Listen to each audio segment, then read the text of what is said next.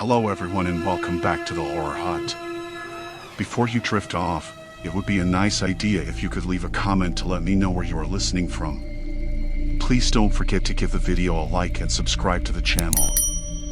Right, let's get comfy and relaxed, and let's begin.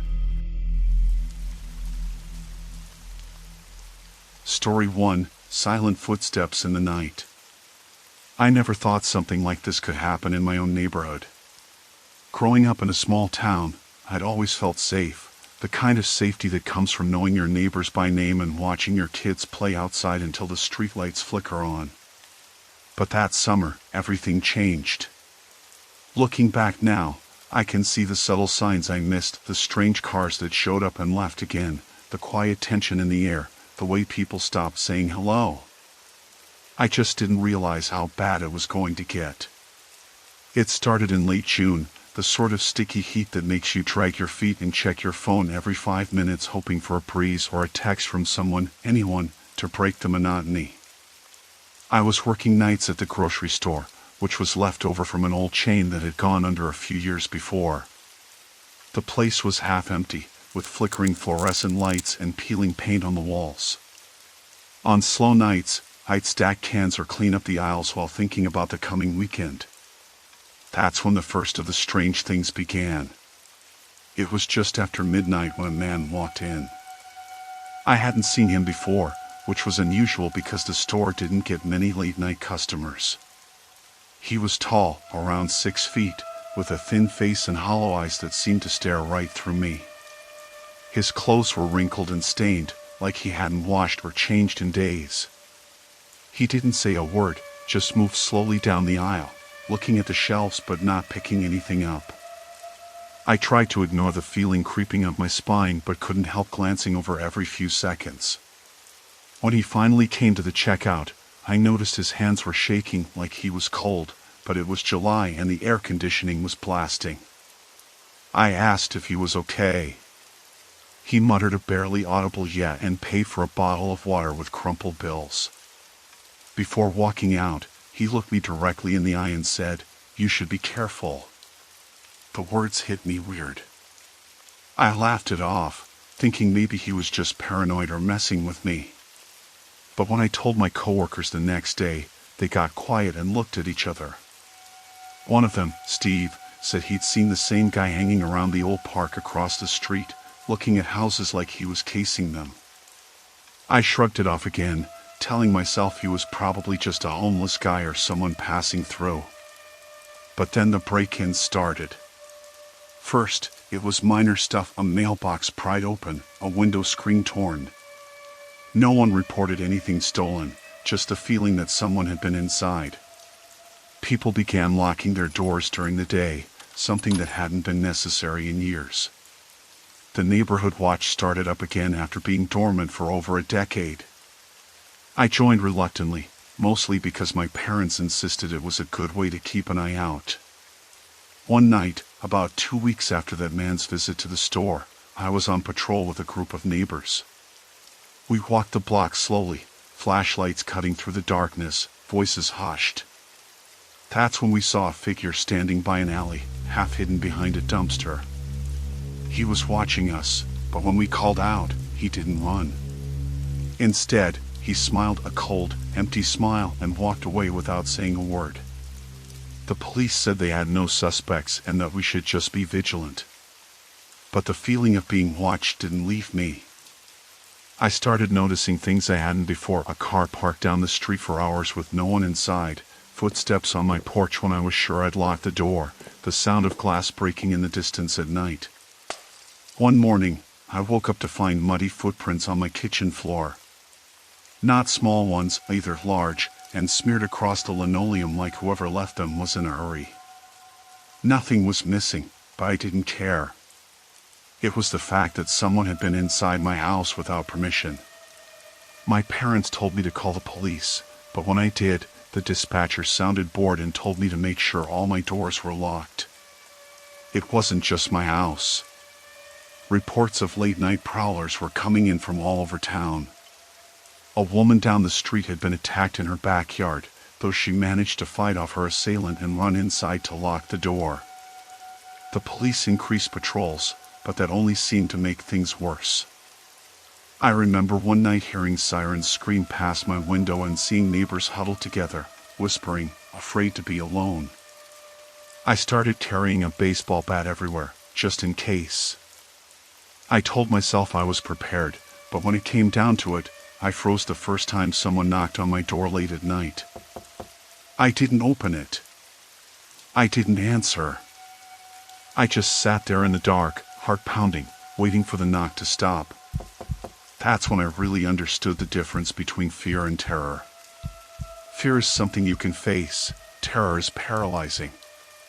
It's knowing that something bad is happening right outside your door, and you don't know if you'll be next.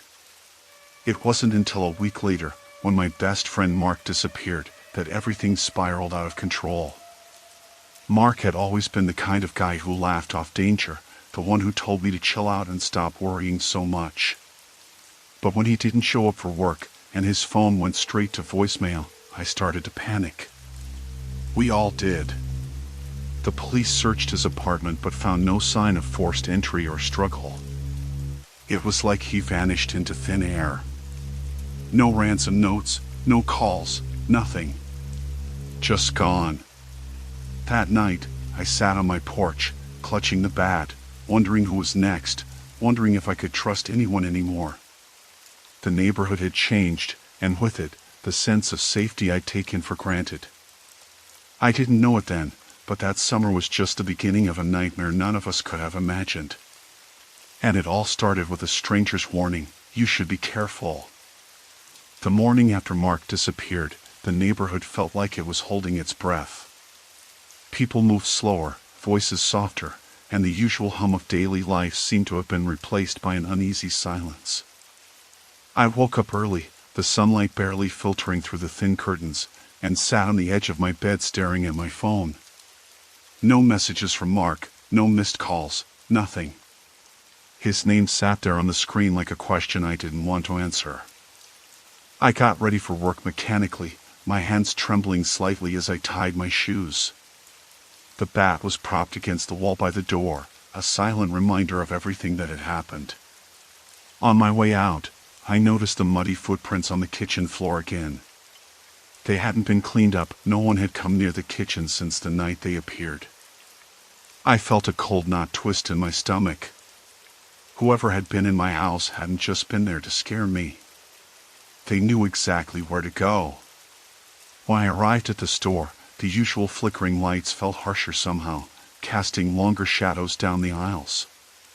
Steve was already there, looking more tired than usual. He gave me a quick nod but didn't say much. The conversation was awkward, like we were both waiting for someone else to break the silence. Any news on Mark? I finally asked, my voice barely above a whisper. Steve shook his head. Nope. Still a missing person case. Police are running tips, but nothing solid. Gotta be something off about this whole thing. People don't just vanish. I nodded, but inside, I was thinking the same thing. Mark wasn't the type to just disappear. Not without a word, not without leaving something behind. I tried to push the fear down, focusing on stacking cans and wiping shelves, but it kept creeping back every time I heard a noise, the clang of a dropped item, the hum of the freezer, even my own breath. That afternoon, I walked home through the neighborhood, the summer heat clinging to my skin, making me sweat under the weight of my backpack. The normally vibrant green lawns looked wilted, like everything was holding back, waiting. I noticed the same strange car from a few nights before parked at the end of the street, a beat-up sedan with tinted windows. No one was inside. I'd never seen that car before, and once again, it didn't move for hours.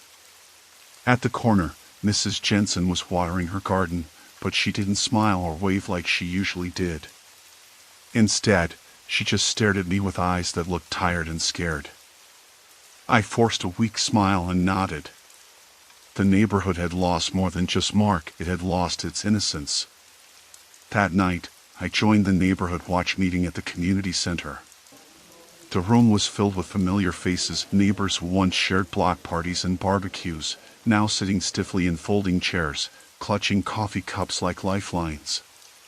The sheriff was there, a middle-aged man with a graying beard and eyes that looked too tired for this town. He started with the usual reassurances, increased patrols, extra officers on foot, and a promise to catch whoever was behind the break-ins and disappearances. But no one seemed reassured. The sheriff's words felt like empty noise against a backdrop of fear.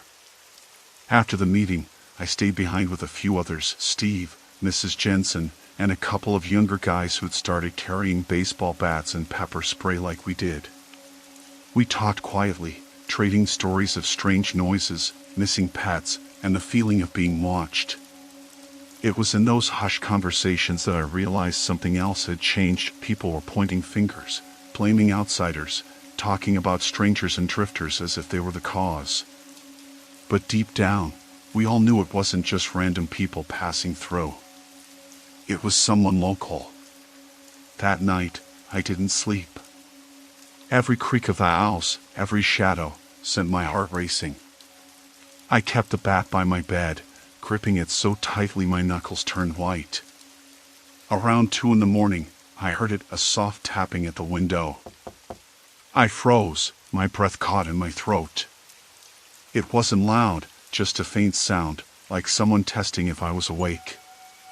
I wanted to call the police, but I was afraid they'd tell me to lock my doors again and wait it out.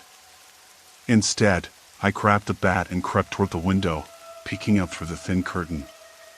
Nothing. Just the empty street, the shadows of trees swaying gently. I stayed there for a long time, gripping the bat so tightly it hurt, willing myself not to look away. The next day, I found a note slipped under my door. It was just a folded piece of paper, no handwriting, printed letters cut out from a magazine. "You're next."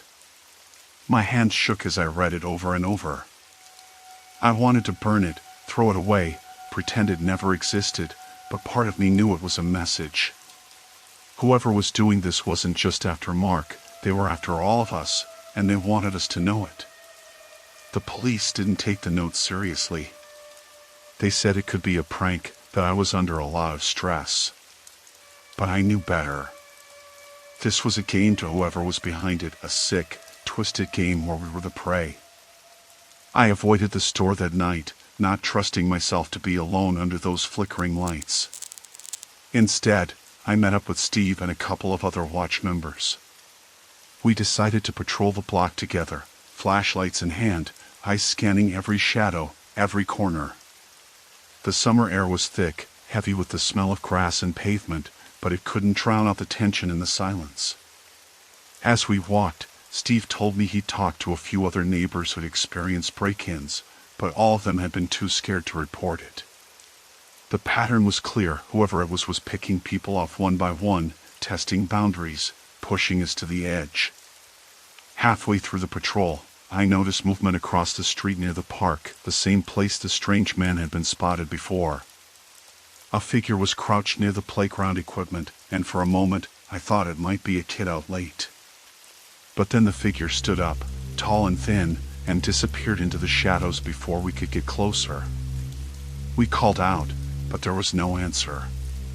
When we got back to my house, I saw fresh muddy footprints on the porch steps, smeared into the wood as if someone had just hurried away. The bat felt heavier in my hand, the weight of all the fear and uncertainty pressing down on me. That night, I realized something I hadn't allowed myself to admit before. We were no longer safe. Not in our homes, not in our neighborhood, not even in the daylight. The person, whoever they were, was in control. And all we could do was try not to be next. The daylight didn't help. If anything, it made things worse. The sun burned away shadows, but it couldn't erase what had settled over the neighborhood, an unshakable tension, a constant feeling that eyes were watching, waiting. I found myself jumping at every sound, the rustle of leaves, a car door closing, even my own footsteps on the cracked sidewalk. That morning, I woke up to the dull ache in my shoulders from gripping the bat too tightly the night before. I barely slept, my mind running over the events like a broken record. The note under the door, the footprints on the porch, the shadow near the playground, it was all too real. I knew I couldn't just wait for the next move. I shoved the bat into the back of my closet and tried to act normal. I had to get out of the house, away from the walls that felt like they were closing in. I told myself I'd keep my phone close, check in with Steve, maybe even call the police again if things escalated. But deep down, I doubted any help would come fast enough. At the store, the fluorescent lights buzzed in that same unsettling way, and Steve was there, looking even more worn down than before. He caught my eye and gave me a curt nod, but I could see the worry buried beneath his tired expression. "We need to talk," he said quietly, motioning toward the back room. As we stepped away from the customers and the hum of the aisles, I noticed how the air felt heavier, like the whole place was holding its breath. "Something happened last night," Steve said, pulling a crumpled piece of paper from his jacket pocket and smoothing it out on the counter. "I wasn't going to say anything yet, but I think you should know." I leaned in, heart pounding.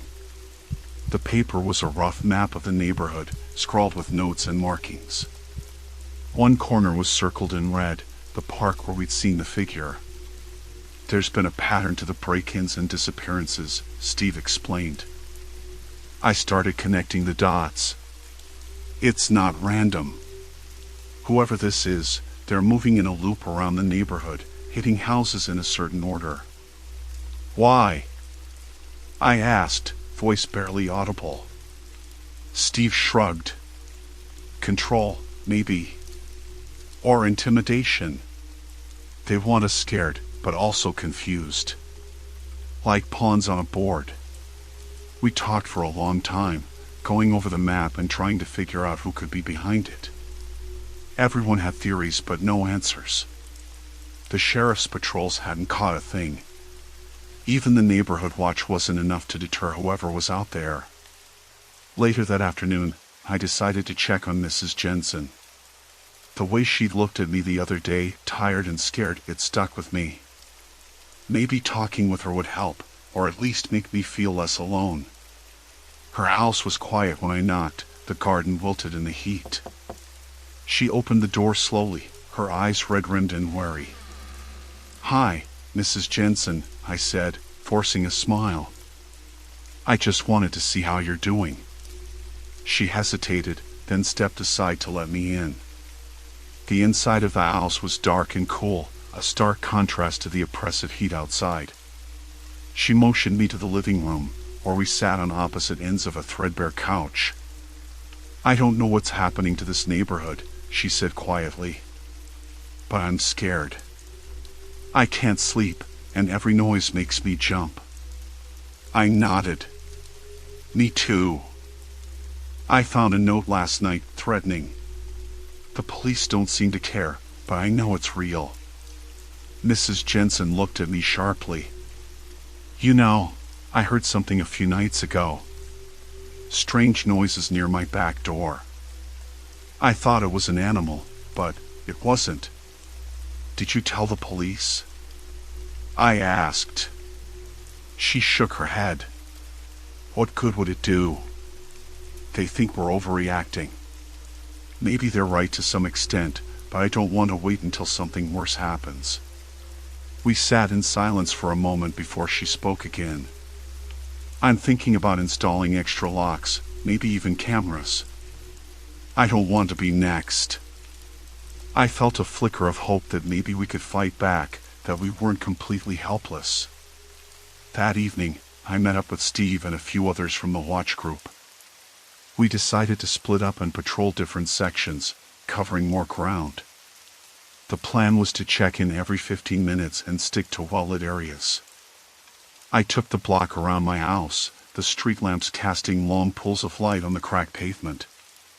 The bat was in my backpack, but I kept my phone in my hand, fingers twitching over the screen, ready to call for help. As I walked, I noticed movement again, this time near the alley behind the grocery store. A shadow detached itself from the darkness and moved quickly across the street. I called out, voice shaking. No answer. I started to follow, heart racing, but the figure melted into the night before I could get close. I cursed silently, frustration burning through me. Whoever it was, they were good at disappearing. I checked my phone and saw Steve's message, all clear on my end. You? I typed back, saw something near the alley. No idea who. Minutes later, Steve replied, stay safe. Don't go alone. I took a deep breath and doubled back toward my house, eyes darting to every shadow. When I got to the porch, I saw fresh footprints again, this time muddy and smeared across the welcome mat. They led to the side gate and then disappeared. My hands trembled as I locked the door behind me. The bat was back in my crib, heavier than ever. I sat on the couch for a long time, staring at the front window, waiting for something that might never come. The feeling of being hunted was suffocating, but I couldn't let it win. As the night deepened, I realized that this wasn't just about missing people or broken locks. It was about fear that someone we knew, someone who lived among us, could be capable of this.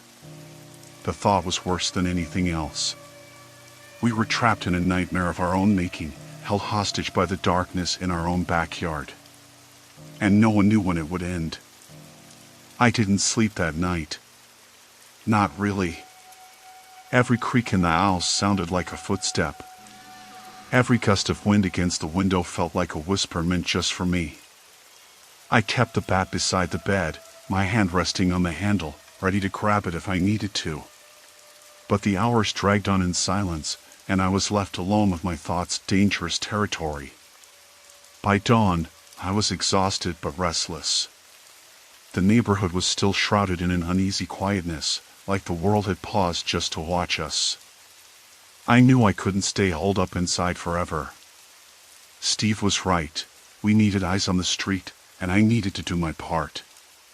But I also knew I had to be smarter, more careful. The figure wasn't just a shadow anymore, it was a presence, calculating and patient. I texted Steve first thing, we need a better plan. Someone's out there, watching. We can't just keep running in the dark. His reply was quick, meeting tonight. Same place. Bring anyone you trust. That sent a shiver down my spine. Trust was the rarest commodity these days. The rest of the day passed in a blur of tension. I made sure the windows and doors were locked tight, and I asked Mrs. Jensen to let me know if she spotted anything suspicious. She promised, but the look in her eyes made me doubt she'd get any real rest either. Around mid-afternoon, I decided to take a walk through the neighborhood, something to clear my head, though I didn't expect much peace. The cracked sidewalks were familiar, but the way I looked at them had shifted. Every porch, every shadowed doorway felt like a trap, every parked car a possible hiding spot. As I passed the park, I noticed something odd. The red circle on Steve's map, the playground where we'd seen the figure before, had fresh signs of disturbance. The sandbox was raked smooth, like someone had tried to erase footprints, but the edges were messy. I crouched down and spotted a few tiny shards of glass scattered near the swing set. I picked one up carefully, no idea what it was doing there, but it didn't belong. Maybe a bottle smashed during a scuffle, or something dropped in a hurry. I stuffed it into my pocket and stood up, feeling the weight of it like a silent accusation. I kept walking, eyes sharp, heartbeat steady but loud in my ears. At the corner, I saw a group gathered outside the old community center, Steve and a few others from the watch group. People I trusted, or maybe just hoped I could. We talked in hushed voices, sharing what we'd seen and heard. The stories weren't comforting: broken locks, late-night prowlers, even a couple of cars keyed in broad daylight. The fear wasn't just at night anymore, it had bled into our days. Steve pulled out the map again, now covered in more notes and circles. "We think they're trying to isolate us," he said. "Cut off the routes we used to check on each other, keep us scared and divided." I nodded grimly. "So what's the plan?" We can't just wait for them to make the next move. We increase patrols, Steve said. But smarter this time. We use pairs, cover the blind spots, and keep phones on us at all times. No one goes out alone after dark. It was a start. Not perfect, but better than nothing. As the meeting wrapped up, I noticed a new face, a man standing a little apart from the group, arms crossed, watching us with a hard expression. I didn't recognize him, and the feeling in my gut was immediate and sour. Before I could ask, Steve introduced him. This is Mark. He just moved in a few weeks ago. Heard about the situation and wanted to help. Mark nodded curtly but didn't speak much. I tried to shake off the discomfort, telling myself it was just nerves. That night, we split up into pairs like we agreed. I was with Lisa, a nurse from down the street who'd seen too many things to be easily scared. We patrolled the stretch near the park where the broken glass had been, keeping close and scanning every shadow. About an hour into our walk, Lisa stopped suddenly, her hand on my arm. Did you hear that? I strained my ears. At first, just the usual sounds, the distant barking of a dog, leaves rustling, but then, a faint click. Metal against metal. From the alley beside the grocery store. We exchanged a glance and moved carefully toward the sound. The alley was pitch black, the kind of darkness that swallowed the weak glow of the streetlights. Stay close, I whispered, heart hammering. We edged forward, and then I saw it, a small, glinting object lying near the dumpster. A lockpick set. Lisa's eyes widened. They're getting bolder. Suddenly, a noise from the far end of the alley made us freeze, a soft shuffle, like someone stepping over gravel. I gripped the bat tighter, and Lisa pulled out her phone, ready to call for backup. Who's there? I called, voice steady despite the adrenaline flooding my veins. No answer. The footsteps quickened, and a figure darted out from the shadows, moving fast and low. We tried to follow, but they vanished around the corner before we could see a face. Lisa was shaking. That was too close. We hurried back to the main street, breath coming in short bursts. I sent a text to Steve, someone in the alley. Lockpicks found. We need help. His reply was almost immediate, back up on the way. Stay put. Minutes later, the neighborhood watch arrived, flashlights cutting through the dark. We scoured the area but found no sign of the figure. The lockpicks were collected as evidence, but the message was clear. Whoever this was, they wanted to send us a warning. They were watching, testing our defenses, and learning our patterns. Back home, I sat on the edge of the bed, exhausted but wired. The bat lay nearby, but now it felt heavier, like a symbol of the burden we all carried. I thought about Mrs. Jensen, alone in her dark house, and about the others in the neighborhood, trapped in this invisible siege.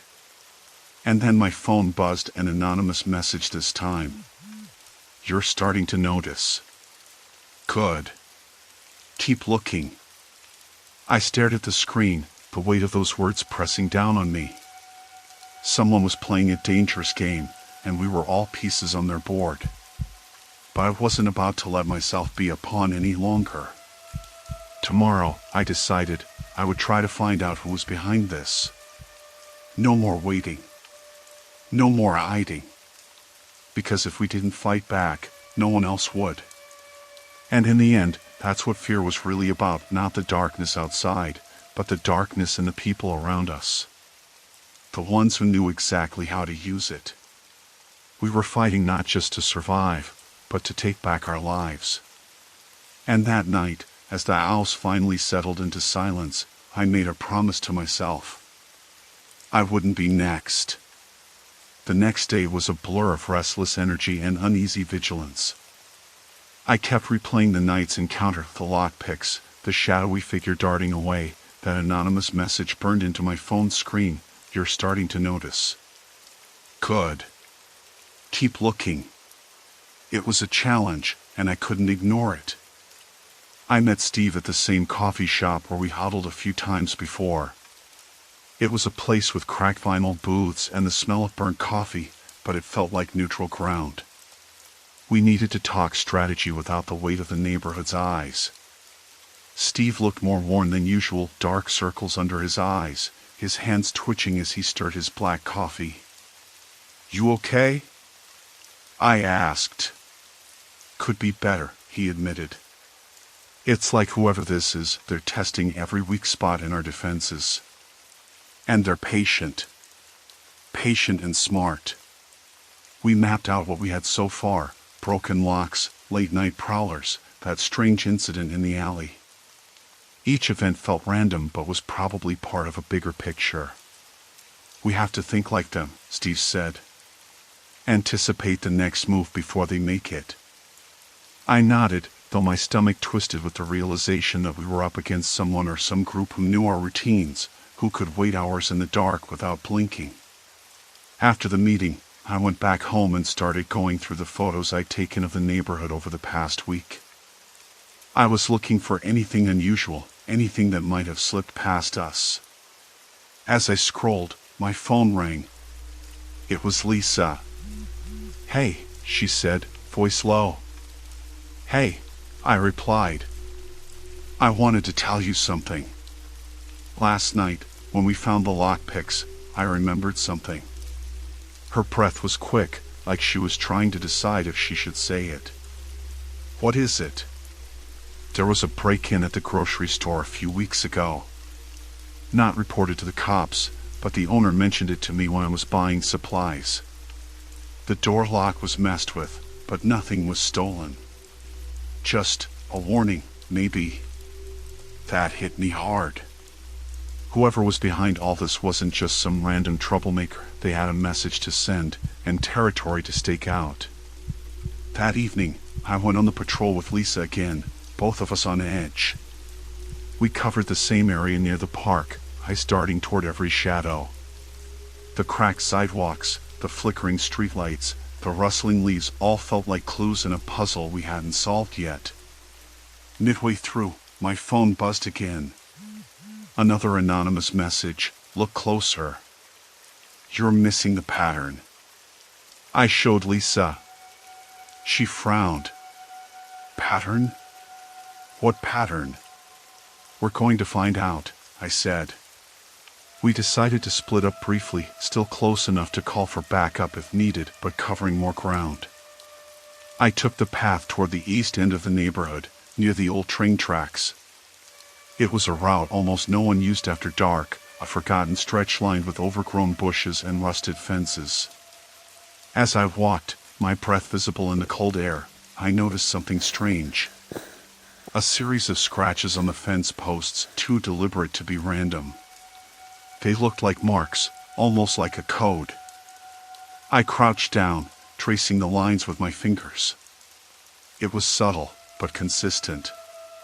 Someone had been here, marking something. My phone buzzed again. "You're getting warmer." The message sent a shiver down my spine, but I also felt a spark of determination. Whoever this was, they wanted to be found. Or maybe they wanted to control how and when. I headed back to Lisa, and we shared what we'd seen. Together, we speculated on what the marks could mean: territory boundaries, signals, or warnings to others. That night, I couldn't sleep. I lay in bed, bat in hand, listening for any sound. The town felt different now, less a home and more a cage. That's when the knock came. It was soft, almost hesitant, but unmistakable. I sat up, heart pounding, and peered through the peephole. No one. Just the empty porch, shadows stretching under the dim streetlight.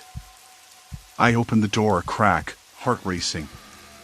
On the welcome mat was a small envelope, plain and unmarked. I picked it up, hand shaking.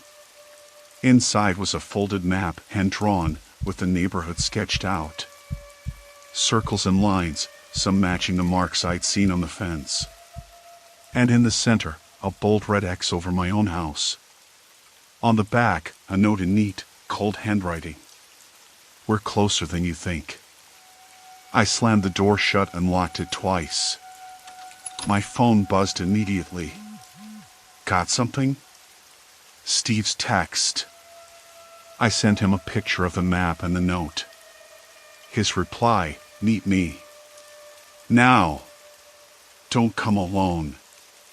I grabbed the bat, slipped on my jacket, and headed out. Every step felt heavier, the night pressing down on me like a weight. At the meeting spot, a small clearing behind the community center, Steve was waiting, along with Mark, the new guy from the watch group. "Look what I got," I said, showing them the map. Mark's face went pale, but he said nothing. Steve studied it for a moment, then looked up. "This is serious. Whoever's doing this knows exactly where we live, and they want us rattled. And they're not stopping," I added. "Last night, the lockpicks. Now this." Mark finally spoke, voice low. "I think it's someone local. Someone who knows the neighborhood well. Maybe someone who's angry or feels wronged." Steve nodded. "That's what worries me the most. This isn't random. It's targeted. Personal." We talked late into the night, making plans to increase patrols, check on neighbors more often, and report any strange activity immediately. We agreed to keep the map between us for now. We didn't want to spread panic, but we had to be ready. On the way home, I couldn't shake the feeling that I was being watched. Every sound, every flicker of movement caught my attention. The house was supposed to be my sanctuary, but now it felt like a trap. That night, I double-checked every lock, every window, and set my phone alarm to alert me to any noise. I lay awake, listening to the silence, waiting for the next move. Because this wasn't just about fear anymore. It was about survival. And I wasn't about to let whoever was behind this win. Story 2, Deadly Likes, the Viral Dare. I never thought I'd be the kind of person who looked back and wished I'd walked away sooner. I always believed I had a strong sense of judgment, a sixth sense for when something or someone was off.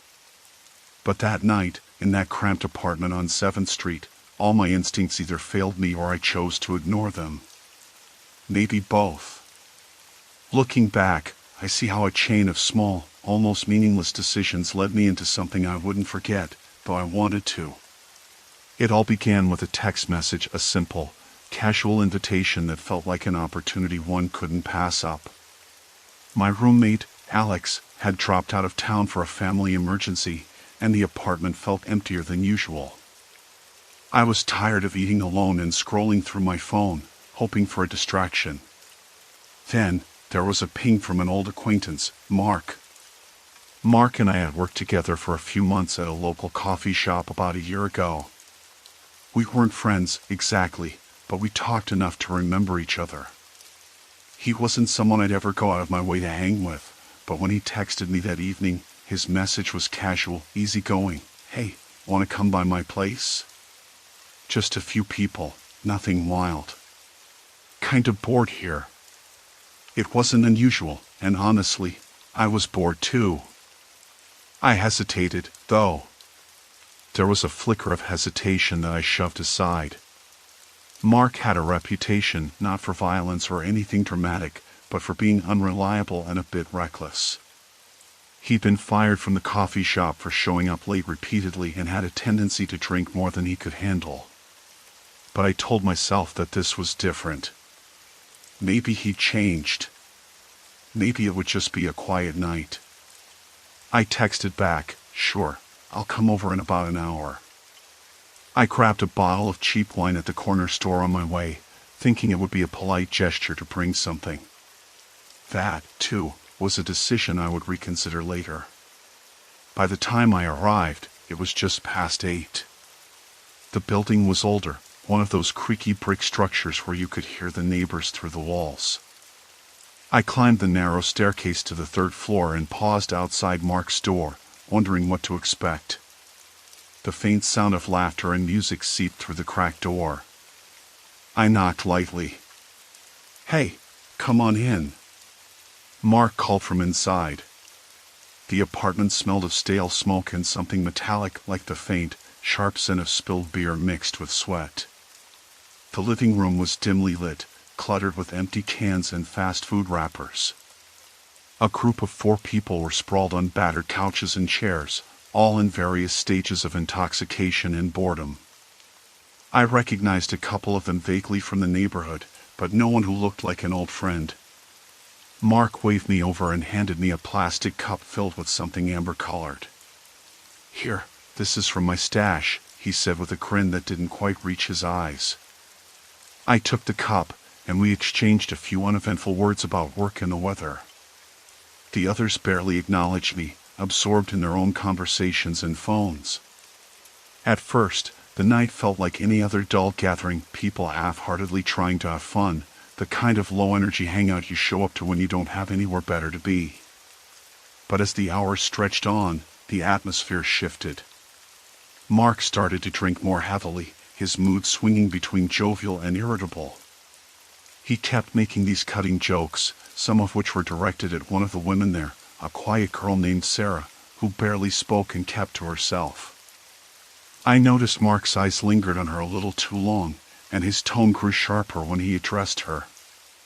A few times, Sarah tried to leave, but Mark insisted she stay, his voice raising just enough to be uncomfortable. I felt a knot in my stomach but didn't say anything. I told myself it wasn't my business, that she could handle herself.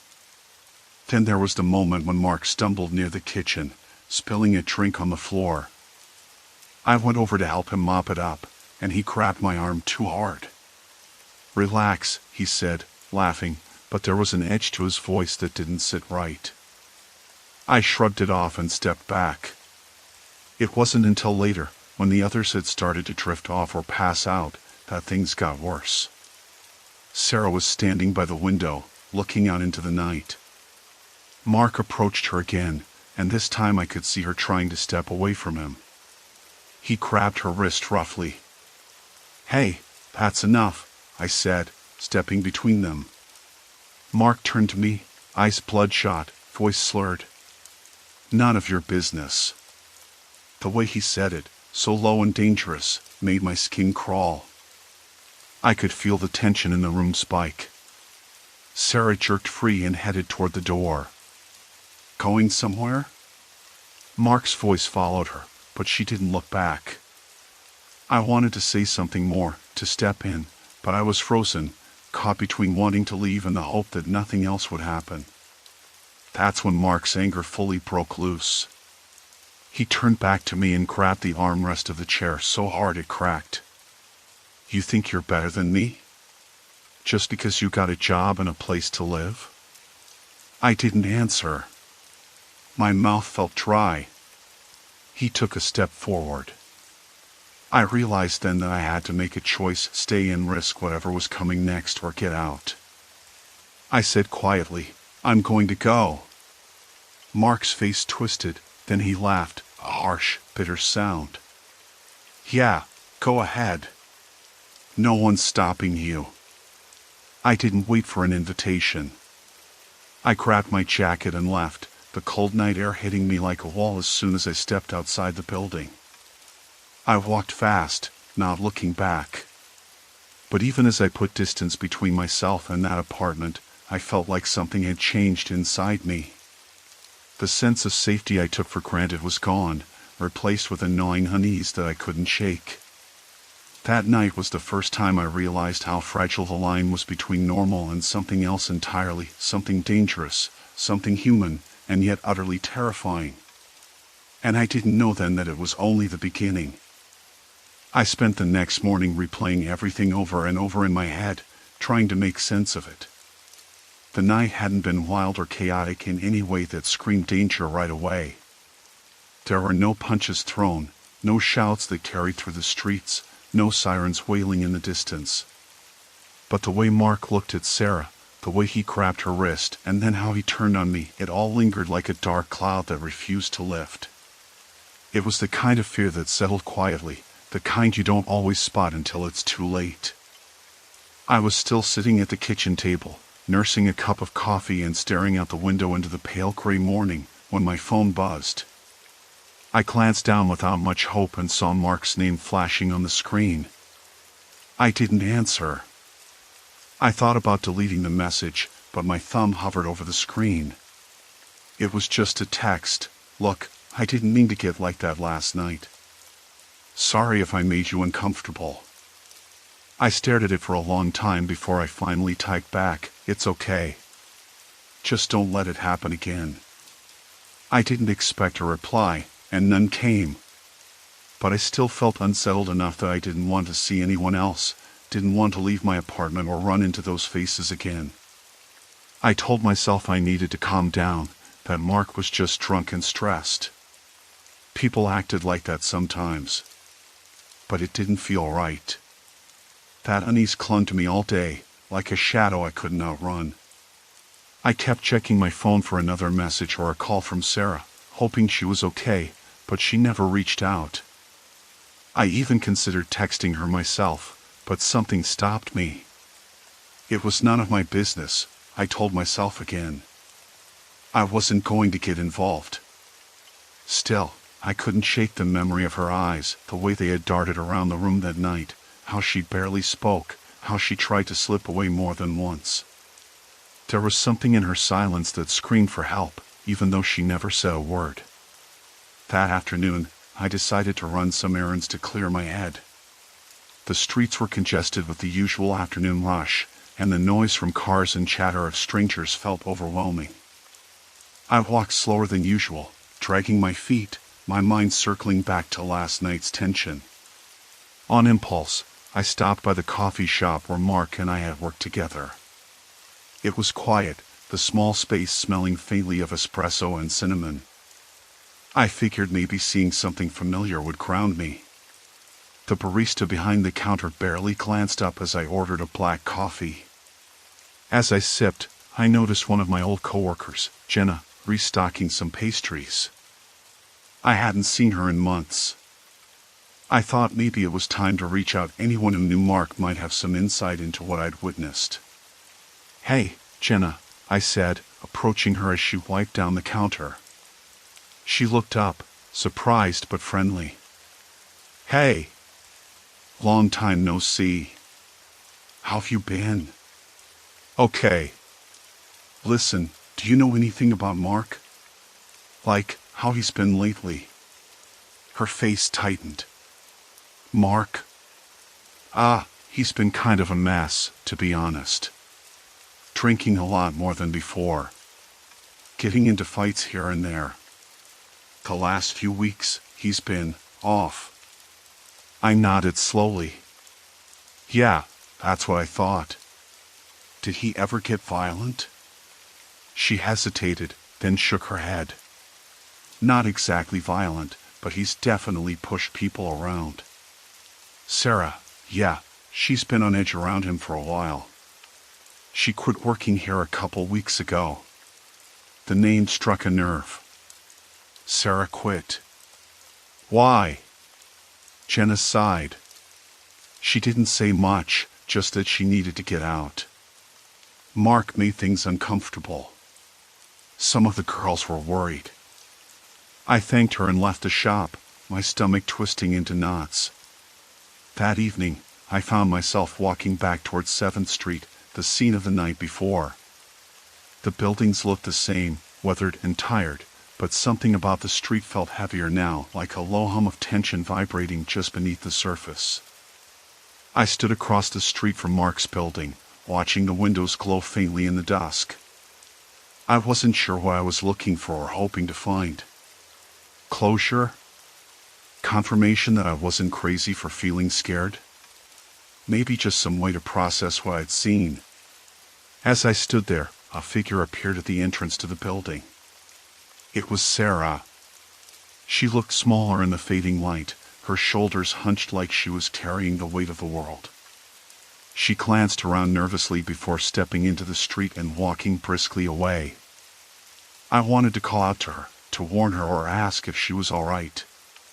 But I didn't. Instead, I just watched her disappear into the gathering shadows, my heart pounding in my chest. I turned and walked home, feeling more alone than I had in a long time. The next few days blurred together. I tried to keep busy, threw myself into work, and avoided Mark's texts and any thought of that night. But the paranoia settled in. Every time my phone buzzed, my hand shook just a little. Every time I walked past a darkened building or heard a footstep behind me, I spun around, heart hammering. And then, without warning, I got a knock on my door late one night. I wasn't expecting anyone. My mind raced as I peeked through the peephole. It was Mark. He didn't look like the guy I remembered from the coffee shop or even from the party. His eyes were bloodshot, but there was something colder there now, a sharpness that didn't belong to the man who'd once just been reckless and careless. I debated ignoring the knock, but something, a morbid curiosity or a misguided sense of responsibility, made me open the door. "Hey," he slurred, stepping inside before I could say no. "We need to talk." I backed up against the wall, suddenly small in the space that once felt like his territory. "What is it?" I asked, voice steady even though my pulse was racing. He laughed, a hollow sound. "You think you can just walk out on me? On us?" "Us?" I repeated, confused. "You don't get it, do you? This isn't just about last night. It's about everything. About respect. About who's in control." I swallowed hard, realizing I had no idea who this person was anymore. The man standing before me was unhinged, dangerous, and I was trapped in my own home with him. I needed to get him out. I needed to get away. I said calmly, "You should go." But Mark was already moving closer, his breath sour with alcohol, eyes wild. It was the moment I understood that my instincts hadn't failed me the night before. They had been warning me all along. And now, the real danger was here. The door clicked shut behind Mark, and the sound felt deafening in the small apartment. For a moment, I just stared at him, trying to read the expression in his bloodshot eyes. There was desperation, yes, but beneath that, something darker, resentment, maybe even rage. I swallowed hard, my mind racing to find a way out of this. "Mark, you need to leave," I said, my voice quieter this time, but still firm. He laughed again, a short, bitter sound that made my skin crawl.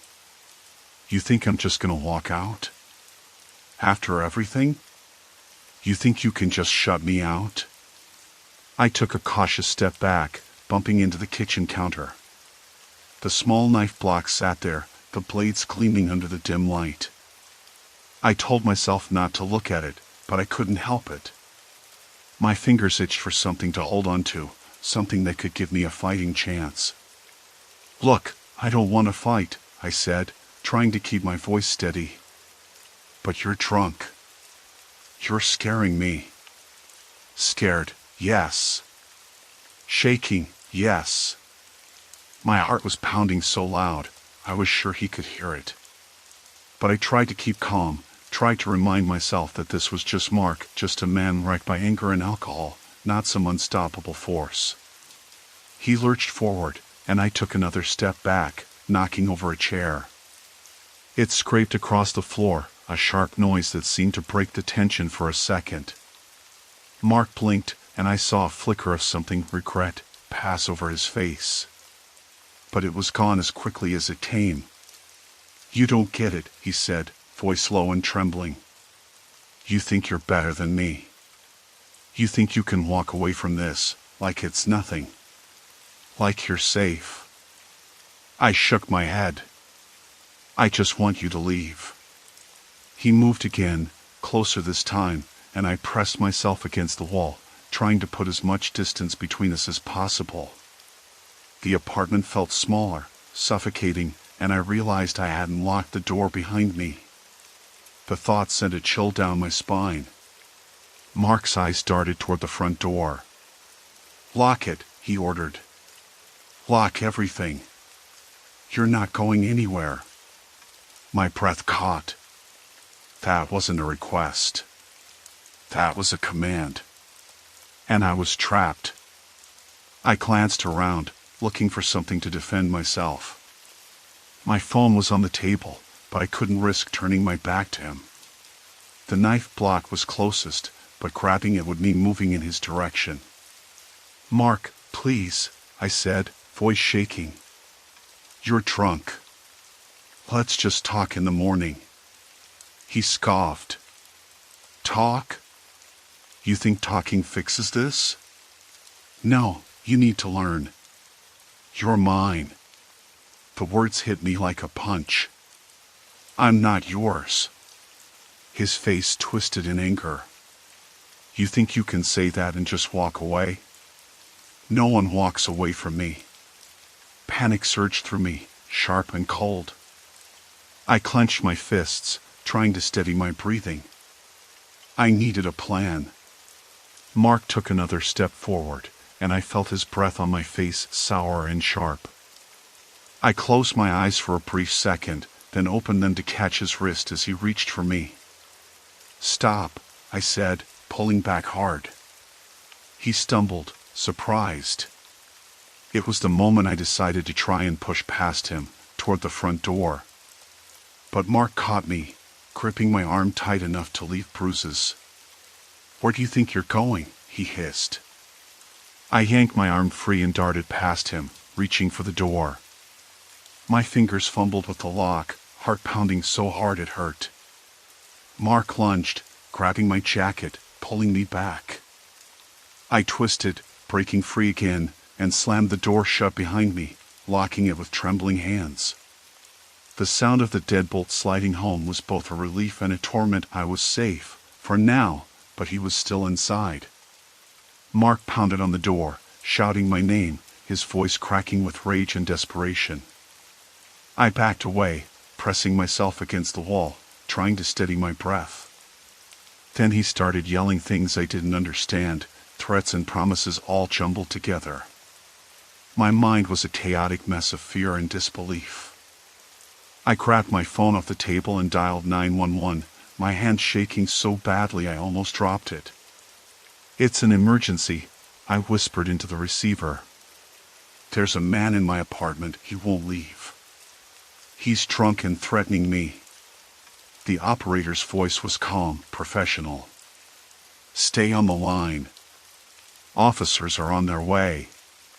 Can you lock yourself in a room?" "Yes," I said, nodding even though no one could see me. I moved toward the bedroom, keeping an eye on the door. Mark was still shouting, hitting the door with his fists, but he didn't try to follow me. I locked the bedroom door and slid down the wall, burying my face in my hands. The sound of sirens in the distance was the first real comfort I'd felt in days. The police arrived within minutes, banging on the front door and shouting commands. Mark's shouting turned to curses and then silence. When the officers entered, I was shaking uncontrollably, but I managed to tell them everything. They handcuffed Mark and let him out, his face a mask of anger and defeat. I stood in the hallway, watching as they put him into the back of a squad car. The reality of what had just happened settled over me like a heavy fog. I was safe for now, but the fear wasn't gone. It had burrowed into my bones, a constant reminder that some dangers didn't come from shadows or monsters. Sometimes they came from the people you thought you knew. That night, I didn't sleep. I sat on the couch, the apartment feeling vast and empty without Mark's looming presence. I stared at my phone, half expecting it to buzz with another message, but it stayed silent. I thought about Sarah, about Jenna, about all the signs I had missed or ignored. How easy it had been to pretend everything was normal until it wasn't. In the early hours, I made a decision. I wasn't going to be a victim. I would get help, talk to someone, maybe even Sarah, if I could find her. I needed to understand why Mark had spiraled like this, and more importantly, how to keep myself safe. The sun rose, casting pale light through the window, and for the first time in a long time, I felt a flicker of something like hope. Because sometimes, the only way to survive the darkness was to face it head-on. The next morning, I woke up to the sound of rain tapping insistently against the window. It was one of those dreary early April mornings where the sky was a dull gray smear, and the world outside looked tired before it had even begun. I sat up slowly, the weight of the previous night threatening to pin me down. My muscles ached from the adrenaline crash, and the bruises on my arms throbbed softly as a reminder of how close things had come to turning even darker. I hadn't slept, not really. I dozed off for short stretches, but my mind kept replaying the scene over and over, Mark's bloodshot eyes, the way his voice had cracked, the suffocating feeling of being trapped with someone you once trusted. Every time I closed my eyes, I saw him there, looming like a storm cloud I couldn't outrun. I didn't want to move. The apartment felt empty in a new way, clean, sterile, and cold. Mark's scent was all but gone, but the lingering tension was still thick in the air.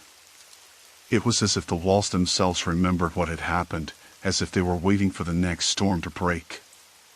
The phone buzzed on the coffee table. I almost didn't want to look at it. When I finally did, my heart sank.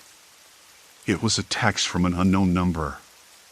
"Why did you call the cops? You're making it worse." I froze, the words feeling like a punch to the gut.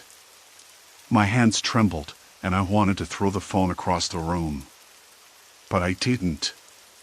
Instead, I locked it down and deleted the message. My fingers hesitated before sending a quick, firm reply, "Leave me alone."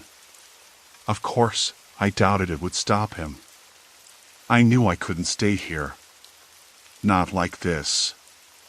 Not with the fear clawing at my chest every minute. I called into work, saying I wasn't feeling well. The lies didn't feel like lies anymore. They were necessary shields, walls I'd have to build for a while. The apartment was quiet when the officers left after their report. They told me Mark was being held until his blood alcohol level dropped, and that charges would be filed. But the whole thing felt so distant, like a bad dream I wanted to forget. I knew better now. This wasn't a dream. This was real.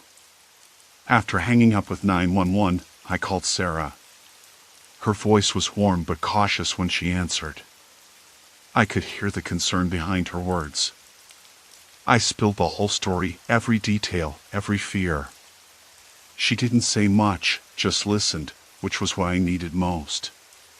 When I finished, she promised to come over as soon as she could. Waiting for Sarah gave me too much time to think, and the thoughts were poisonous. I questioned every interaction, every moment I'd overlooked. I thought about Jenna and how I'd brushed off her warnings. I thought about the late nights Mark's behavior had grown stranger, how sometimes he was sweet, and other times I barely recognized him. When Sarah arrived, she hugged me tight. I cried into her shoulder, hard and messy. It was the release I didn't know I needed. She sat with me for hours, helping me make calls to a local support group, a counselor. She stayed until I felt less like a trapped animal and more like a person again. Later that day, I packed a small bag.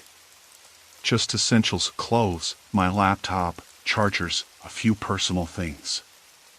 I told myself it was temporary, just until things settled. But deep down, I knew the apartment felt like a cage now. Staying would only remind me of last night's terror. I went to the front door one more time and looked out through the peephole. The hallway was quiet, empty. The building felt normal, but I knew better. I had to remind myself that danger wasn't always loud or obvious. Sometimes it crept in unfamiliar footsteps. As I slipped out, I felt a strange mix of relief and guilt. Relief that I was leaving, but guilt for abandoning what I once thought was home. I locked the door behind me, double-checking the deadbolt. My fingers shook. I didn't tell anyone where I was going, not yet. I needed space to breathe, to figure out what came next without the constant threat hanging over me.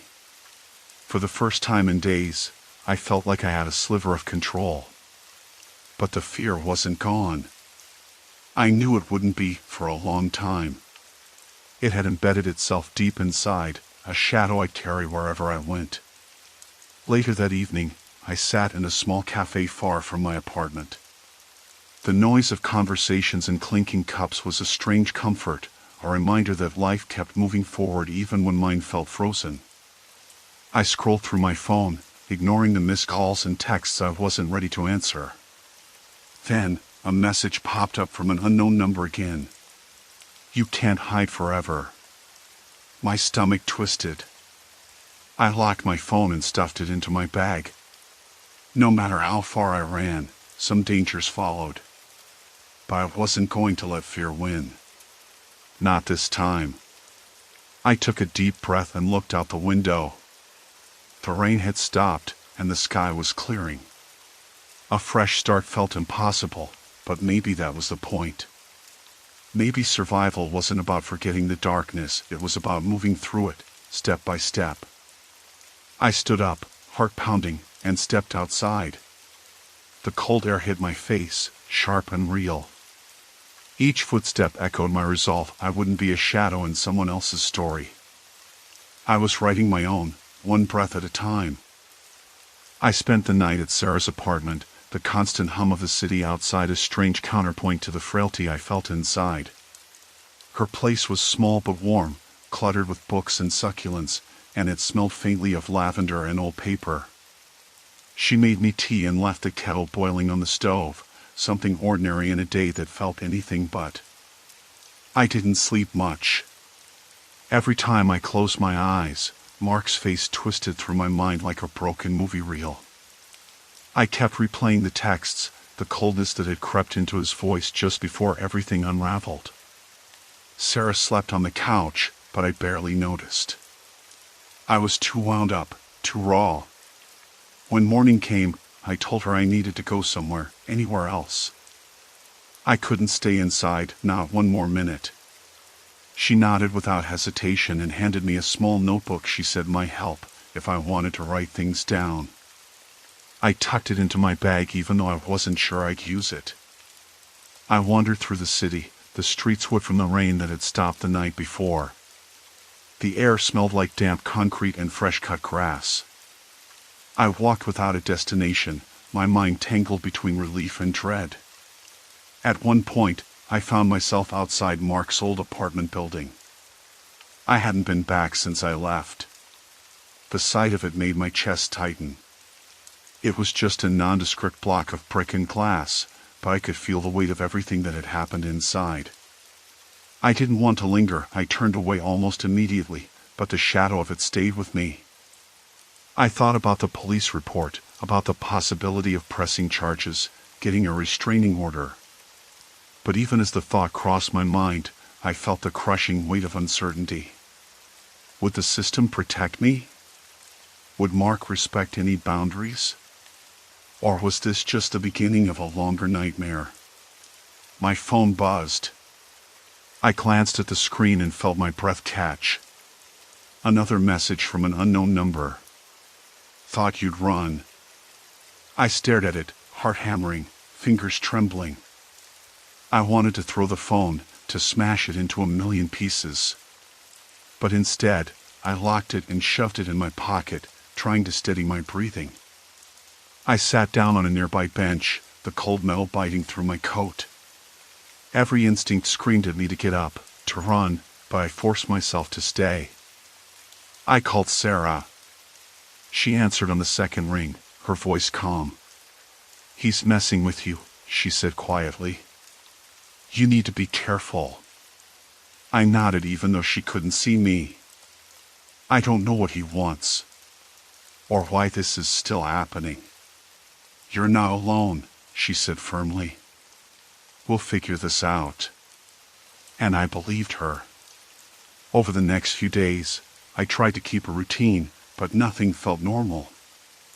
I went to the community center Sarah had recommended. The support group was small and quiet, mostly women who spoke gently about their own stories, their own survival. Hearing them, I realized I wasn't the first to be trapped by someone they thought they could trust. One woman, her voice steady and kind, told me, "Fear is a predator's favorite weapon. The best defense is knowing you're not invisible." That stuck with me. I started to write, filling the notebook Sarah gave me. I jotted down dates, feelings, moments I hadn't dared to remember before. It was like shedding a layer of the weight I'd been carrying, the shame, the guilt, the confusion. But even with all the support, the messages didn't stop. Late one night, as I was about to close my eyes, my phone lit up again. "We're not done." The words were simple but heavy.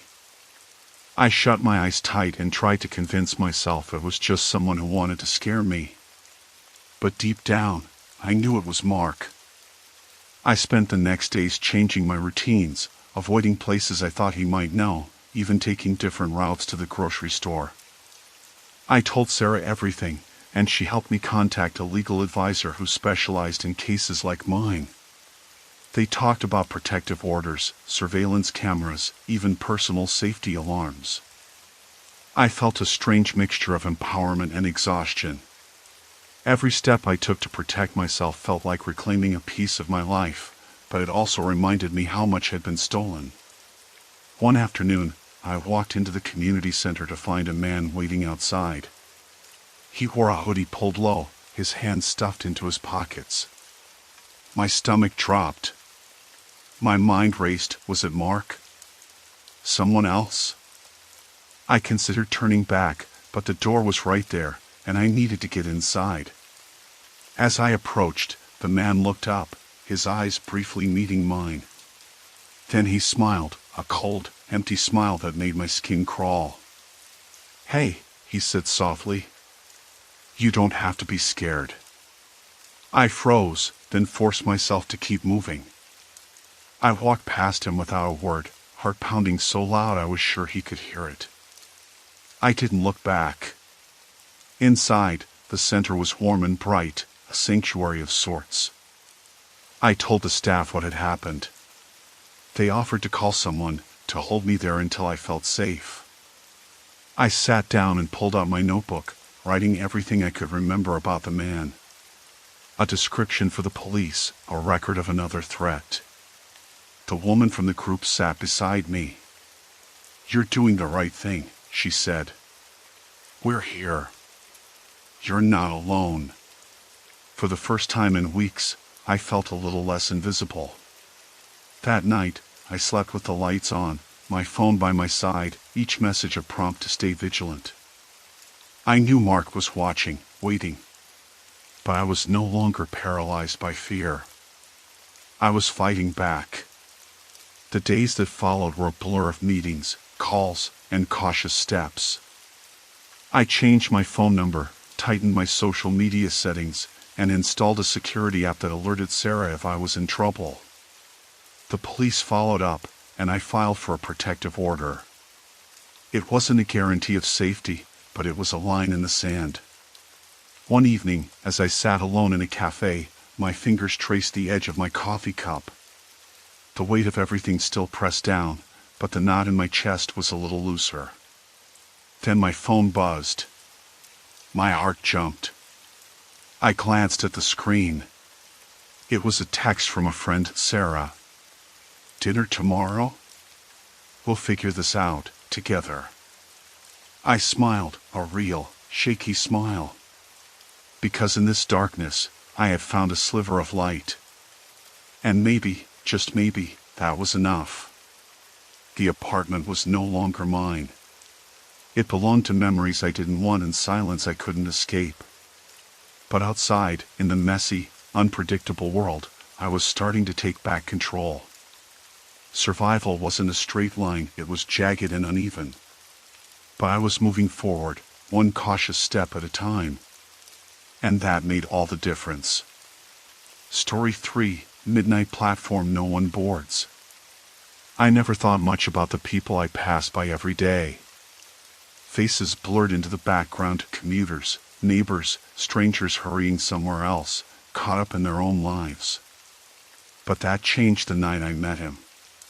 It happened 2 weeks ago, near the end of April, when the city still smelled like rain and fresh grass. I worked late at the publishing house downtown, the one with the cracked brick exterior and the faint smell of old paper on every floor. I often stayed past midnight, sifting through manuscripts or answering emails that piled up faster than I could manage during the day. That night, I was finally shutting down my computer around 12:15 a.m. The office was empty except for me and the cleaning crew already mopping the floors near the elevators. I packed my bags slowly, conscious that the subway station 2 blocks away would be closing soon. Outside, the street lamps flickered unevenly as a cold breeze stirred the empty sidewalks. I left the building, locking the door behind me with a soft click that sounded louder than usual in the silence. I wanted to get home, crawl under the covers, and forget the endless work waiting for me tomorrow. As I walked toward the station, my footsteps echoed on wet pavement. The rain had stopped just an hour before, leaving puddles that reflected the dim glow of neon signs from nearby shops. The city felt deserted, but not quite empty. There was a lingering tension in the air, something intangible, like a quiet warning I couldn't place. Near the corner of 5th and Maple, where the deli stays open 24/7, I noticed a man standing under the flickering green awning, smoking a cigarette. He was tall, maybe in his late 30s, with a worn leather jacket and scruffy brown hair. His face was partially hidden by the smoke curling upward, but his eyes caught mine as I passed, sharp and unsettling. I tried not to look, quickening my pace. But he fell into step beside me, matching my stride with a casual ease that felt anything but casual. "Long night?" he asked, voice low. I considered ignoring him, but didn't want to start a confrontation. "Just work," I said, trying to sound indifferent. He nodded, taking another drag from his cigarette. "I know the feeling. This city only sleeps when it has to." I glanced over, noting the slight tremor in his hands. "Are you okay?" I asked, surprised by the concern creeping into my voice. He laughed softly, a sound that didn't reach his eyes. "I'm fine. Just tired." Then he exhaled smoke and gestured toward the subway entrance. "You heading down there?" "Yeah," I said, stepping toward the stairs. He followed me, close enough that I could smell the tobacco and something else, something bitter beneath it. A sour sweat, maybe. On the platform, the fluorescent lights buzzed overhead. The train was late. We stood side by side, the silence stretching between us thick and uncomfortable. He broke it. "You live around here?" "Not far," I said. He nodded again, like he was filing the information away. I kept my eyes on the tracks, watching for the glowing headlights of the train. When it finally pulled into the station, I moved to board quickly, hoping this would be the end of the encounter. But he stepped onto the car behind me, finding a seat directly across the aisle. I sat near the window, pretending to read a book I wasn't really interested in. I felt his gaze on me the whole ride, heavy and persistent. When the train reached my stop, I stood and moved toward the doors. He followed. Outside, the street was quieter still. I noticed fewer people now, the late-night crowd thinning to just a handful of drifters and cab drivers. The man matched my pace again. "Hey," he said, his voice closer this time.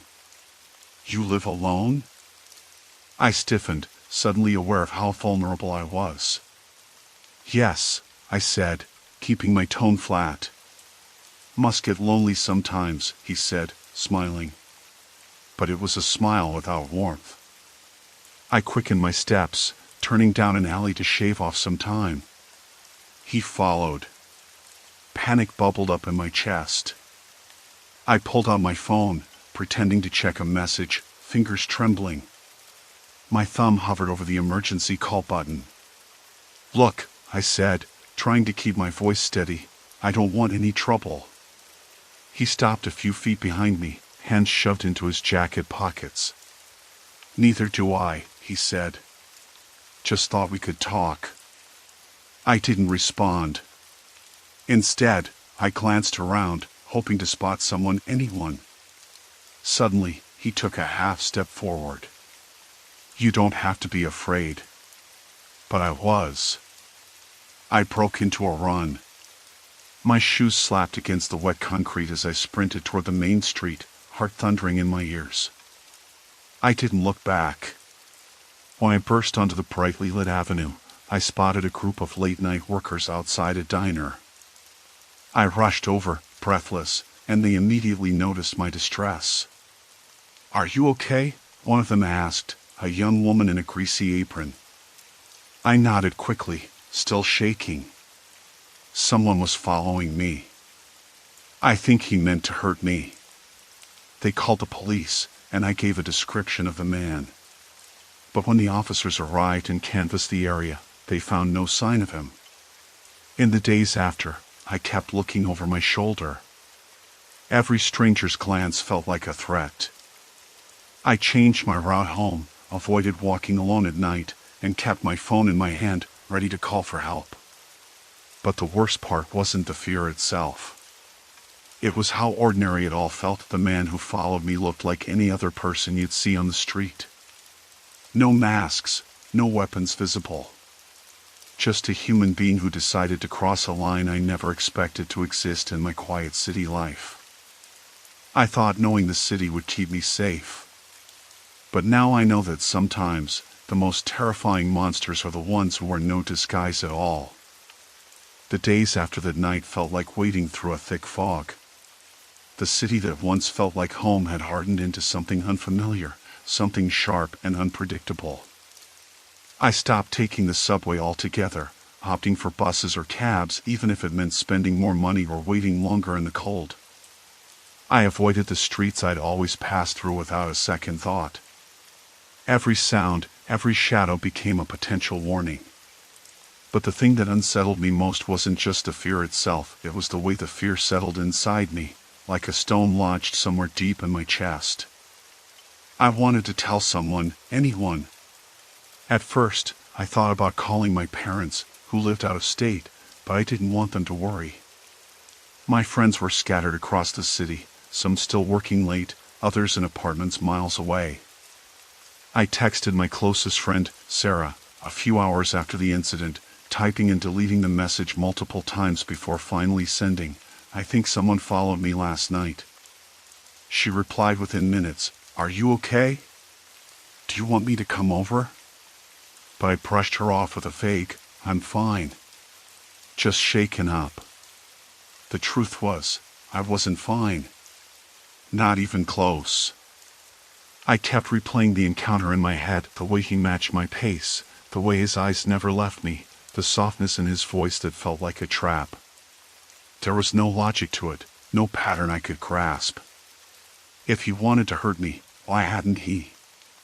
And if he hadn't, why had he followed me so persistently? I tried to distract myself. Work became all-consuming again, and I stayed late not just out of necessity, but because the office felt safer than the streets. The fluorescent lights, the hum of computers, the steady rhythm of typing, it kept the darkness at bay. But by the end of the week, the tension was suffocating, and even the office walls seemed to close in. Then, 3 days after the subway incident, the first note appeared. It was slipped under my apartment door, no envelope, just a small folded piece of paper. I found it when I came home from work around 9 p.m., dropping my bag with a tired sigh. The hallway was empty except for the faint smell of damp carpet and a distant hum of a television from somewhere down the hall. I picked up the note, its paper rough and creased. The handwriting was jagged, hurried. It read, "You can't run." My heart slammed against my ribs. I looked up and down the hallway, but it was still empty. No footsteps, no shadows. I stuffed the note into my pocket and locked the door behind me, double-checking the chain latch. My hands trembled more than I wanted to admit. I didn't sleep that night, listening for any sound outside my window, the creak of a door, footsteps pacing the hallway, any indication that he was nearby. Over the next few days, the notes came more frequently. Sometimes taped to the outside of my mailbox, sometimes folded inside my shoe by the door, always the same jagged handwriting, always with short, chilling messages. I'm closer than you think. Don't trust the silence. We're watching. I reported it to the police, but without any physical evidence or witnesses, there wasn't much they could do. Detective Harris, the officer assigned to my case, was polite but distant. He told me to keep a log of any incidents and to call immediately if anything escalated. But his eyes betrayed a kind of tired skepticism, as if this was just another routine harassment complaint, nothing that would turn into something more. I understood. The city swallowed stories like mine every day. They rarely ended well. The isolation gnawed at me. I stopped answering the door unless I recognized the person. I avoided the mailroom and asked the building manager to hold my packages. I didn't want to have to explain the notes to anyone else, especially not the neighbors. Paranoia crept in, turning friendly greetings into suspect interactions. One afternoon, desperate for a break from the claustrophobia of my apartment, I went to the small cafe 2 blocks from my building. It was a modest place with chipped paint on the window frames and a faint smell of burnt coffee beans. I ordered a black coffee and sat near the window, hoping the presence of strangers would dull the edge of my fear. As I sipped, I noticed a man sitting alone at a table across from me, his eyes flickering between the newspaper he pretended to read and the door. He looked vaguely familiar, maybe someone who worked downtown or lived in the area. His fingers drummed nervously on the tabletop, a small twitch in his jaw. My skin prickled. I felt that same tightness from before. I debated whether to leave, but I forced myself to stay. Maybe it was just my imagination running wild. As the afternoon drifted into early evening, I gathered my things and left the cafe, stepping out into a sky bruised with the first hints of dusk. The streets had more life now, neighbors walking dogs, kids riding bikes, the usual urban rhythm returning. Still, I kept my head down, scanning every person I passed. That's when I saw him. Not the man from the subway, but someone else. He was standing across the street, leaning against a lamppost, smoking. Mid-30s, scruffy brown hair, worn leather jacket, the same unsettling presence. His eyes found mine immediately, that same cold sharpness. I froze for a moment, heart racing, before darting into an alley and slipping behind a dumpster. My breath came heavy as I peered around the corner. He stayed on the sidewalk, watching, expression unreadable. I couldn't tell how long I crouched there, but eventually, the streetlights flickered on and the man melted into the crowd. I didn't know whether to call the police again or just keep running forever. Days later, I made an appointment with a therapist. I told her about the notes, the stalking, the fear that had taken root in every corner of my life. She listened quietly, nodding, and suggested a safety plan, changing my routines, installing better locks, even taking a self-defense class. It felt surreal, but also necessary. I wanted some control back. That night, as I lay in bed with the apartment dark except for the soft glow of my bedside lamp, my phone buzzed. A text message. No number. No name. Just one line. You can't hide. I swallowed hard, feeling the cold seep into my bones. It wasn't just a warning. It was a promise. I wasn't safe. Not anywhere. And he was still out there, watching. Waiting. The city was no longer a place I belonged. It was a maze, and I was its prey. The next morning, the sunlight felt sharp and unkind, forcing its way through the thin curtains like an intrusion. I lay in bed, staring at the ceiling, the new message from last night still burned into my mind. You can't hide. The words echoed in my head, relentless and cold. I switched on my phone again, half hoping there'd be a reply, any clue, but there was nothing, no sender, no contact, no trace. I didn't want to leave my apartment. The thought of stepping outside made my chest tighten. But I knew I had to. Work wasn't going to wait, and neither was life, no matter how suffocating it felt. I made a point of leaving early to avoid the crowds. Changing my routine was part of the therapist's safety plan, after all. I told myself that was progress, that I was taking control. But the city was a spider's web, and every thread seemed to vibrate with some unseen movement beneath my feet. The streets were quieter in the morning. People shuffled by, heads down, earbuds in, coffee in hand. I kept my gaze low, but I couldn't stop scanning. Each reflection in a window, every passing shadow, set my nerves on edge. At the subway station, I felt the familiar pit of dread twist in my stomach as I descended the steps. The flickering fluorescent lights overhead buzzed faintly. I gripped my bag strap tighter, telling myself it was just the city noises, nothing more. And then I saw him. Not the man from before. This one was different, a younger guy, maybe late 20s, wearing a black hoodie pulled low over his face. He stood near the turnstiles but didn't move toward the platform. Instead, he just watched. Our eyes locked for a second, and I felt that same icy weight settle in my gut. His expression was unreadable, but his presence screamed warning. I didn't wait. I slipped past the turnstiles, keeping my head down, and boarded the next train heading uptown. The car was nearly empty, the hum of the subway a dull roar in my ears. I sat by the window, heart pounding, watching as the train carried me away. When I got home, I locked every door and window, double-checked the chain latch, and even wedged a chair under the doorknob for good measure. My phone buzzed again, another message, same untraceable sender. You can't escape. I stared at the screen, fingers trembling.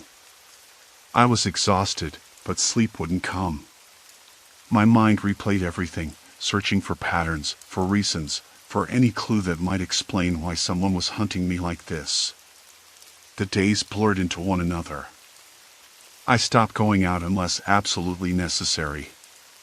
My therapist's office became my only refuge, a place where I could talk without feeling judged or scared. She urged me to file a restraining order, but without knowing who he was, what could it even do? One evening, I mustered the courage to walk to the local grocery store. It was a small place, the kind where the cashier knew you by name.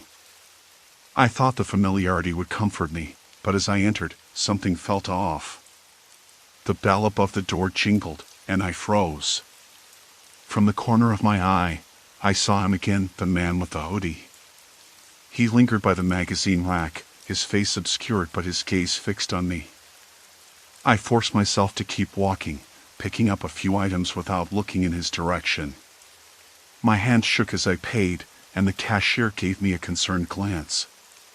Outside, I broke into a run, not caring if I looked ridiculous.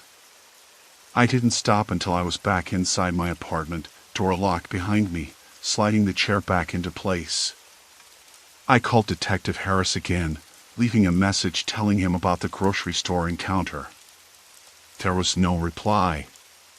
The silence was maddening. Days later, I found another note slipped under my door. Stop running. It was different this time, bolder, angrier. The handwriting was messier, the edges torn. I cried that night, the fear spilling over in waves I couldn't control. I felt trapped in a nightmare with no escape, no end. The next morning, when I glanced out my window, I saw a figure standing across the street. Not moving, just watching. It was him. The man from the cafe, the one who had made me run into the alley. His eyes locked with mine, and I saw a dark satisfaction there. That was when I realized this wasn't random. It was personal. I thought about my therapist's advice to take a self-defense class.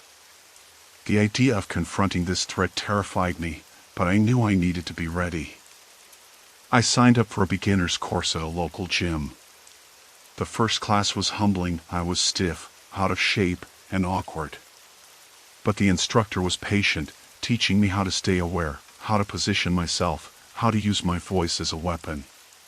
For the first time in weeks, I felt a flicker of something I hadn't in a long time: hope. One night, after class, I stopped at the corner cafe for a drink. The place was nearly empty. I sat near the window, watching the street. And there he was. The man with the hoodie. He didn't approach this time. Instead, he just stood across the street, smoking, eyes fixed on me. But I wasn't frozen anymore. I met his gaze and held it. My phone buzzed. A message: "See you soon." I swallowed hard, but I didn't look away. That night, I lay awake, heart hammering, hands clenched into fists. Fear was still there, thick and heavy. But so was something new. Determination. I wasn't going to disappear. I wasn't going to be his victim. Not without a fight. The morning light felt no less intrusive than it had the day before. I woke stiff and sore, muscles protesting from the self-defense class I hadn't wanted to attend but forced myself to go. I lay in bed longer than I should have, the message from last night gnawing at me: "See you soon." The words spun in my head, circular and relentless, a countdown to something I wasn't ready for. I forced myself up, pulling on jeans and a plain, dark sweater that might let me blend into a crowd, even if blending in had become a fragile illusion. The city outside my window was already awake, loud and indifferent. People rushed by, heads down, eyes glued to their phones, each one wrapped in their little bubble, none of them looking for me, none of them watching like he was. I debated calling Detective Harris again, but the silence from his end was a wall I couldn't break through. He wasn't coming to save me. I was on my own. I decided to change my route to work again, taking a longer walk through quieter streets, streets I thought he wouldn't know. I kept my phone close, my grip tight around the strap of my bag. Every few steps, I glanced over my shoulder, expecting to see that black hoodie lurking just out of sight. But there was nothing, just the normal chaos of the city. Still, the normal chaos felt like a trap. On the subway platform, the usual cold buzz of fluorescent lights mixed with the distant roar of arriving trains. The crowd was sparse, mostly people like me, commuters caught in morning routines. I stood near the edge of the platform, purposely away from the turnstiles this time, eyes scanning the station. No one in a black hoodie. No one watching. The train arrived, sleek and noisy, catching the light in its metallic skin. I boarded and found a seat by the window. The car was nearly empty, the hum of the train a dull roar in my ears as it rumbled through the tunnels. I kept my head down but found my gaze drawn to the reflection in the glass, searching for any sign of him behind me. Nothing. By the time I got off at my stop, I felt a flicker of relief, fragile and fleeting.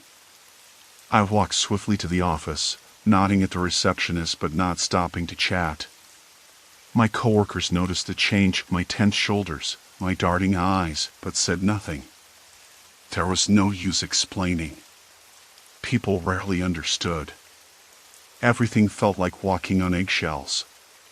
The day was slow, each minute dragging as I tried to focus on work but kept glancing at windows, doors, the street outside.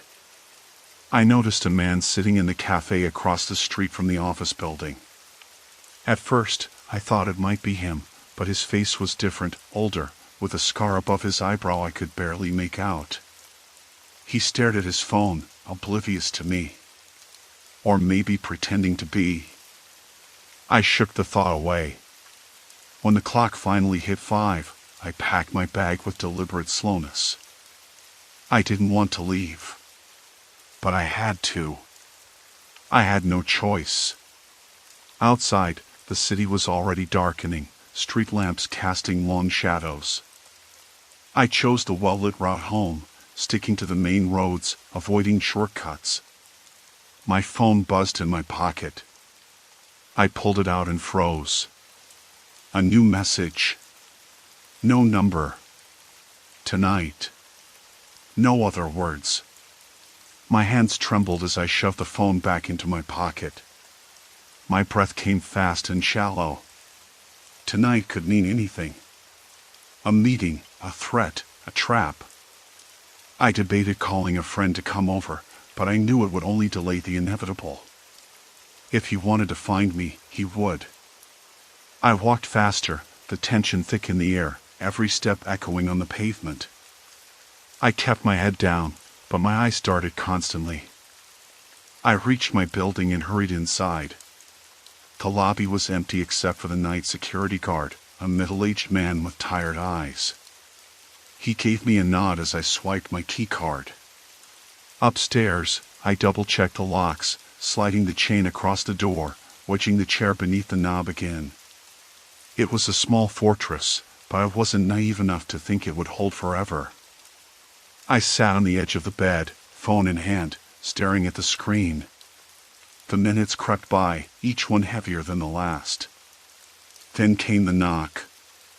Soft at first. Tentative. My heart leapt into my throat. I didn't move. Knock. Knock. Knock. Louder this time. I stayed frozen, breath caught in my chest, internally pleading for it to be a mistake. Someone else. But the knocks came again, deliberate, impatient. I reached for my phone, dialing 911, whispering my location. The line rang in my ear as I moved toward the door, hands shaking violently. "Who's there?" I called out, voice barely more than a whisper. No answer. Another knock, harder. A voice, then. "Open up. I just want to talk." It was a man's voice, calm, low, with an edge of menace that made the hair on my arms stand on end.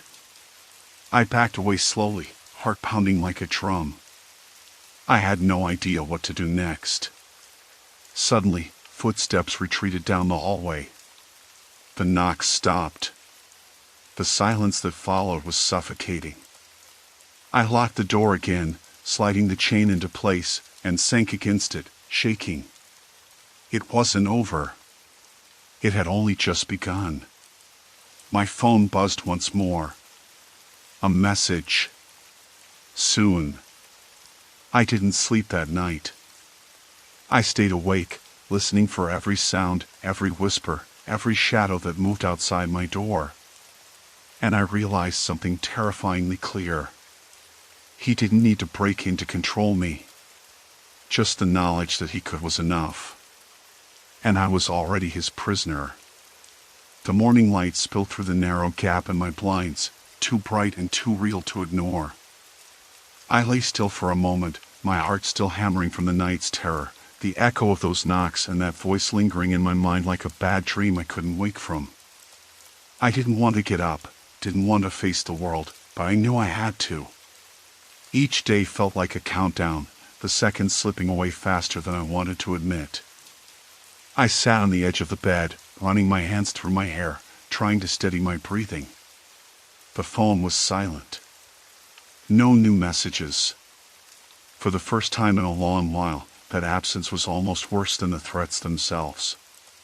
It gave me too much time to think, and in my head, the worst-case scenarios piled up until I felt like I was drowning. I pulled on yesterday's sweater and jeans, the same dark, nondescript clothes I hoped would make me invisible, and checked the locks on the door again. The chain still held, the chair was wedged in place, but those were just physical barricades. The real prison was inside my head, a relentless anxiety that tightened its grip every time I heard a noise, every time my phone buzzed. I decided I couldn't stay inside all day. Even if it felt safer, I knew isolation wouldn't win this. So I forced myself out, stepping into the hallway and down to the lobby. The night security guard was gone now, replaced by a younger man with a clipboard and a distracted expression. He barely looked up when I swiped my key card. The elevator ride down was slow, the ding of each floor marking time like a heartbeat. Outside, the city was a different kind of threatening. It was alive and indifferent, full of people who noticed nothing and cared even less. I walked quickly but tried to keep my steps natural, avoiding the urge to scan every shadow or glance over my shoulder. I had to convince myself I was just another face in the crowd, not a target. I headed to the coffee shop around the corner, the one with the big windows and the faint smell of burnt espresso that somehow felt grounding. I ordered a black coffee and found a corner seat where I could see the street but not be easily seen. My phone buzzed, and I instinctively pulled it out. A message. No number again. Check the mailbox. My throat tightened. I didn't want to believe it, but I couldn't ignore it either. My mailbox was in the lobby of my building, down a flight of stairs and around the corner. The thought of going back so soon filled me with dread, but I had no choice. I finished my coffee in small sips, eyes flicking to the street every few seconds. When I left, I kept my head down, pulling my hoodie over my hair, blending in as best I could. The walk back was tense, every noise amplified, every passerby a potential threat. At the building, I took the stairs 2 at a time to the mailroom. The fluorescent lights buzzed overhead as I stepped inside, the smell of paper and dust thick in the air. I approached my mailbox and hesitated, fingers trembling as I slid the little door open. Inside was a small envelope, plain and white. No return address. I tore it open carefully, my breath caught in my throat. Inside was a single piece of paper, neatly folded. I unfolded it slowly. It was a photo. A photo of me, standing right here, in this very mailroom, taken from behind. My reflection in the glass was clear, the fear in my eyes unmistakable. On the back, in sharp black ink, 2 words, watching you. I dropped the photo like it was burning my fingers. My heart slammed against my ribs, panic flooding through me. Someone had been inside my building, following me even now. I stuffed the photo back into the envelope and ran upstairs, locking the mailroom door behind me. The elevator ride back up was an eternity. When I reached my floor, I didn't stop by my apartment. Instead, I kept moving to the stairwell, climbing to the roof. The cold air hit me like a shock, the city's noise muffled beneath the hum of distant traffic. I stood there, gripping the rail, trying to steady my breathing. I couldn't hide. Not really. He was everywhere. But I wasn't going to give up. I pulled out my phone and dialed a number I hadn't called in days. "Detective Harris," I said when he answered, voice shaking but determined. "I need help. Someone's inside my building."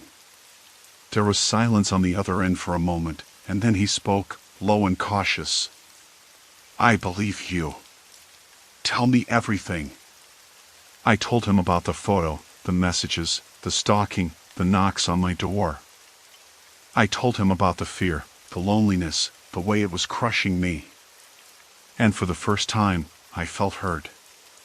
He promised he'd send someone around that afternoon, plainclothes officers to watch the building, to try and catch whoever was doing this.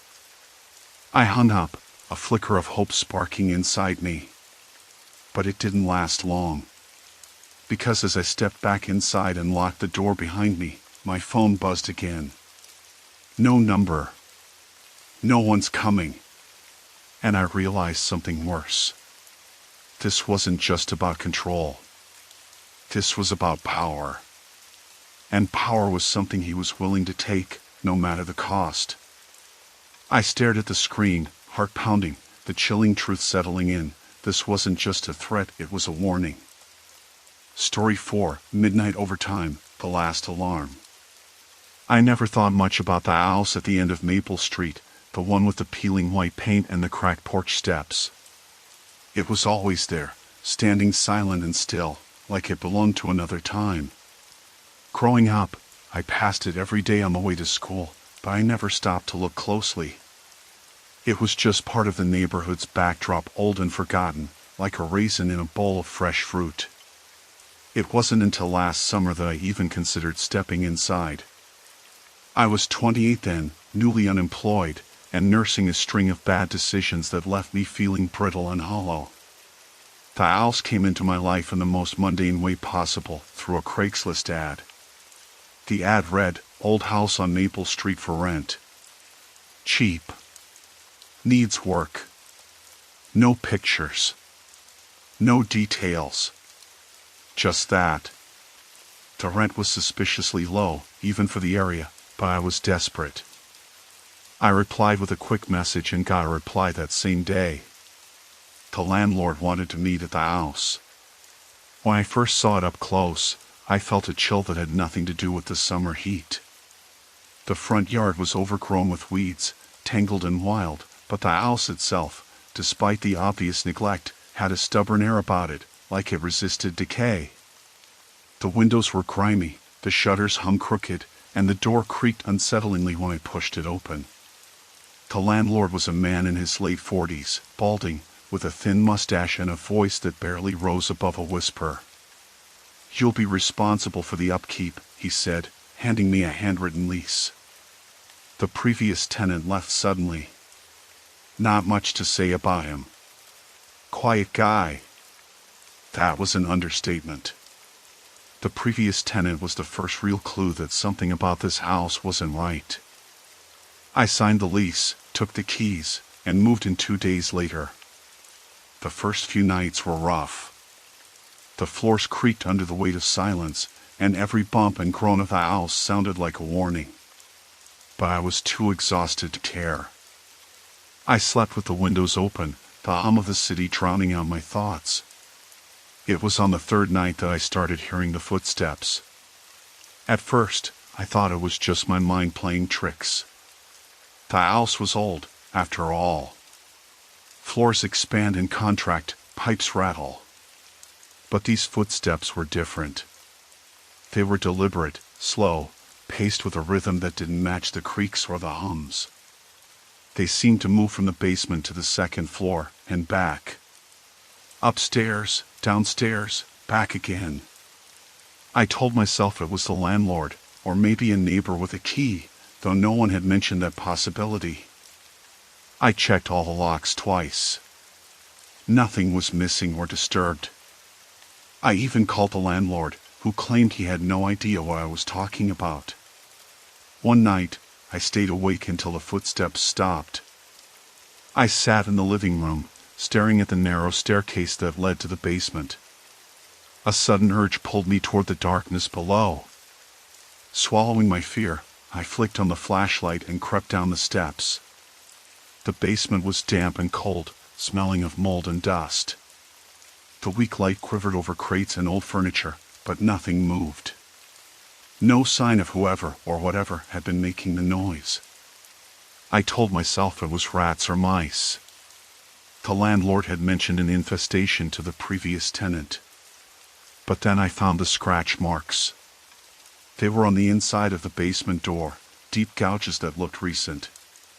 Not made by animals, but by something or someone human. The jagged lines were spaced unevenly, like a frantic attempt to claw at the wood from the inside. That was when I realized the previous tenant hadn't just left suddenly. He had escaped. I called the local police, but they brushed it off. Old houses settle, the officer said. Sometimes people imagine noises if they're stressed. It was a polite way of saying I was paranoid. I wanted to believe him, but I couldn't shake the feeling that I wasn't alone. The next morning, I found a note slipped under my door. It was written on plain notebook paper, folded unevenly. Don't trust the landlord. No signature. No explanation. I stuffed the note in my pocket and went for a walk. The town was quiet and sleepy, but I noticed the occasional glance from neighbors as if they knew something they weren't saying. I tried to ask around, but the answers were vague. "It's an old house," one woman said. "People come and go. Nothing special." But I knew better.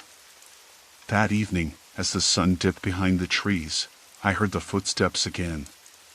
This time, they were accompanied by faint whispers, so low I could barely catch the words. I pressed my ear to the door to my bedroom and held my breath. "Help me," a voice breathed. "He's coming back." It stopped. The silence hammered in my ears. I wanted to run, to get out of the house and never look back. But I was trapped by my own stubbornness and the small pile of savings I had left. I decided to stay a few more days, to see if I could piece together the story. That night, I set up my phone to record audio. I wanted proof of what was happening. Hours passed with nothing but the hum of the fan and the distant sound of traffic. Then, around 2 a.m., the footsteps returned, slow, deliberate, pacing the floor above me. I grabbed the flashlight and crept upstairs, heart pounding as I followed the sound toward the landlord's old office, now my bedroom. The door, which I always locked, was slightly ajar. Inside, the room was empty except for a single chair facing the wall. On the chair sat a folded newspaper, dated 5 years earlier. The headline caught my eye: "Local man vanishes from Maple Street." The article described the previous tenant's disappearance, mentioning suspicion but no leads. I shivered and closed the door. The footsteps stopped. In the following days, I learned more about the landlord. He had a history of renting to vulnerable people, students, drifters, the unemployed, and they always left in a hurry. Some disappeared altogether. When I confronted him, his eyes flickered, and he told me to mind my own business. I wasn't safe. I knew it. The house was a trap, and I was inside the maze. One afternoon, I found another note, this time taped to the basement door. "Don't open the door." I didn't know who had left it, but I believed them. That night, the footsteps became pounding. The whispers turned to desperate cries. I sat in the dark, clutching a kitchen knife, listening to the nightmare unfold around me. When the knocking started, 3 sharp raps on the front door, my blood ran cold. I wasn't imagining anything. Someone was outside, waiting. And they knew I was alone. The knocking didn't stop. 3 quick raps, pause, 3 more, as if someone was testing me, measuring my reaction. I pressed my back against the cracked plaster wall next to the front door, the kitchen knife's hilt digging into my palm. My breath caught somewhere between panic and disbelief. I knew I should call the police, but my phone was dead. I'd forgotten to charge it in the chaos of the night. I waited, frozen. The street outside was dark, the only light coming from a flickering street lamp across the road. Through the grimy window, I could just make out the silhouette of a man standing on the porch. He didn't move, didn't speak. Just stood there, still as a statue, watching. I swallowed hard. The footsteps upstairs had stopped abruptly the moment the knocking began. The house was silent except for that relentless tapping. I wished I could convince myself it was a prank, a neighbor messing around. But the weight of everything, the scratched basement door, the vanished tenants, the whispered warnings, pressed down on me. Finally, I whispered, "Who's there?" No answer. Just silence and the slow tick of the porch light's bulb. Summoning what little courage I had, I edged the door open, just enough to peer outside. The man was closer now, his face obscured by shadows, but I could see the outline of a worn jacket and a baseball cap pulled low. "Can I help you?" I asked, voice trembling. He didn't respond. Instead, he shifted slightly and pulled something from his pocket, a folded piece of paper. He extended it toward me, the gesture deliberate. I hesitated, then grabbed the note. He stepped back and vanished into the darkness before I could say another word. I shut the door and locked it quickly, heart thundering. The note felt heavy in my hand. With trembling fingers, I unfolded it. "Get out. Now. He's watching." No signature, no address, no explanation. Just those 5 words. My phone buzzed suddenly on the kitchen counter. I hadn't heard it ring. I rushed over, an unknown number flashing on the screen. My fingers shook as I answered. "Hello?" I said. A distorted voice whispered back, barely audible. "Don't trust the landlord. He's dangerous." Then the line went dead. I sank onto the floor, pressed my forehead against the cold wood of the cabinet. Someone was trying to warn me. But who? And was it already too late?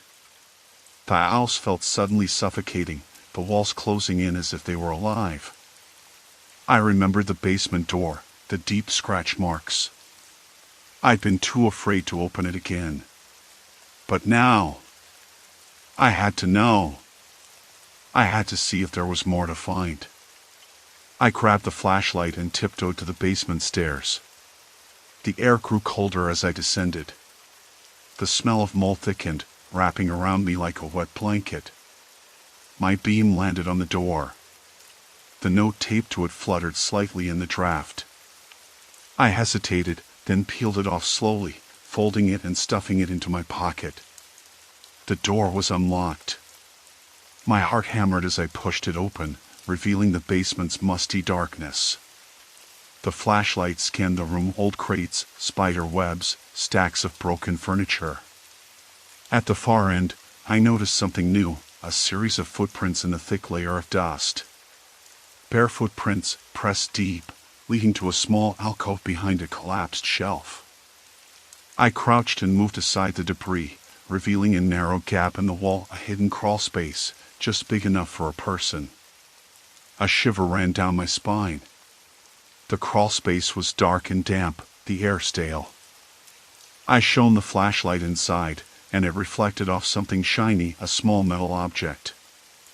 I reached in and pulled out a key, old and tarnished but unmistakably a key. My mind reeled. What door did it belong to? The landlord's office? The basement? The front door? Suddenly, a noise from upstairs snapped me out of my thoughts. Footsteps, slow, deliberate, but this time coming toward the basement. I scrambled back, heart pounding, and slammed the door shut, locking it with trembling hands. The footsteps stopped just outside. I held my breath as the basement door handle turned, rattling the lock. "Who's there?" I called out, voice steadier than I felt. No answer. The handle rattled again, then a soft chuckle, low and menacing. I backed away into the shadows, clutching the knife. After what felt like an eternity, the footsteps receded. The house fell silent once more. I stayed downstairs, crouched behind a stack of crates, until the first pale light of dawn crept through the basement window. When I finally emerged, exhaustion weighed on me like a physical force. That morning, I resolved to find out exactly what the key opened and who was really behind all this. The landlord's glances, the vanished tenants, the secret crawlspace, it all pointed to something darker than I imagined. I needed answers. But I also knew I wasn't dealing with an ordinary landlord. This was a man who had things and people in plain sight. And if I stayed, I might be next. I spent the next day scouring the house for any locked doors or hidden compartments. The landlord's office, my bedroom, had the old wooden door with the rusty lock. I tried the key. It fit perfectly. Inside, the room looked different somehow. The chair facing the wall had been moved to the corner, and the newspaper from 5 years ago was gone. Instead, there was a small, locked box on the desk. I tried to open it, but it was stuck tight. Frustrated, I pocketed the key and headed outside, hoping for some human contact that didn't feel like a trap. At the local diner, I asked around about the landlord. The waitress avoided my eyes but slipped me a crumpled piece of paper beneath the coffee cup. He owns more than he lets on. People disappear. Don't be next. The words sank like stones in my stomach. Back at the house, twilight was falling. The oppressive silence returned, broken only by the occasional creak of settling wood. I sat on the porch, the knife resting across my knees, and stared at the dark windows. Suddenly, movement caught my eye as shadow flickering past the neighbor's window across the street. A man. Watching. Waiting. I locked the door again, double-checked the windows, and pulled the curtains tight. Whatever was coming, I knew I had to prepare. Because this house wasn't just a place to live. It was a cage. And someone else held the key. The weight of the key in my pocket felt heavier than ever as night settled again.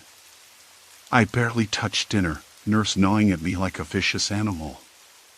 I kept glancing over my shoulder, waiting for something or someone to appear in the shadows. The porch light flickered erratically, the same one that had illuminated that silent figure the night before. It felt like a countdown clock ticking down an inevitable moment. I couldn't stay frozen any longer. I had to know what was inside that locked box.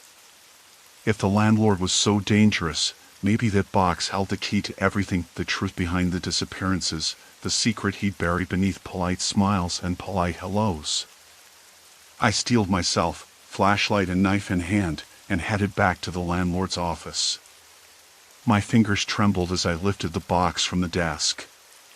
The lock was rusted, but the key slid in smoothly. With a soft click, the lid gave way. Inside, I found a bundle of letters tied with twine, yellowed with age, and a small cassette tape sitting on top. The letters were mostly addressed to a name I didn't recognize, pages filled with desperate handwriting, pleading for help, begging for someone to listen. The tape was labeled simply, "Listen." I didn't have a cassette player now, but I found an old one in the basement during my earlier searches. It was dusty and looked as fragile as the box's contents, but I was desperate.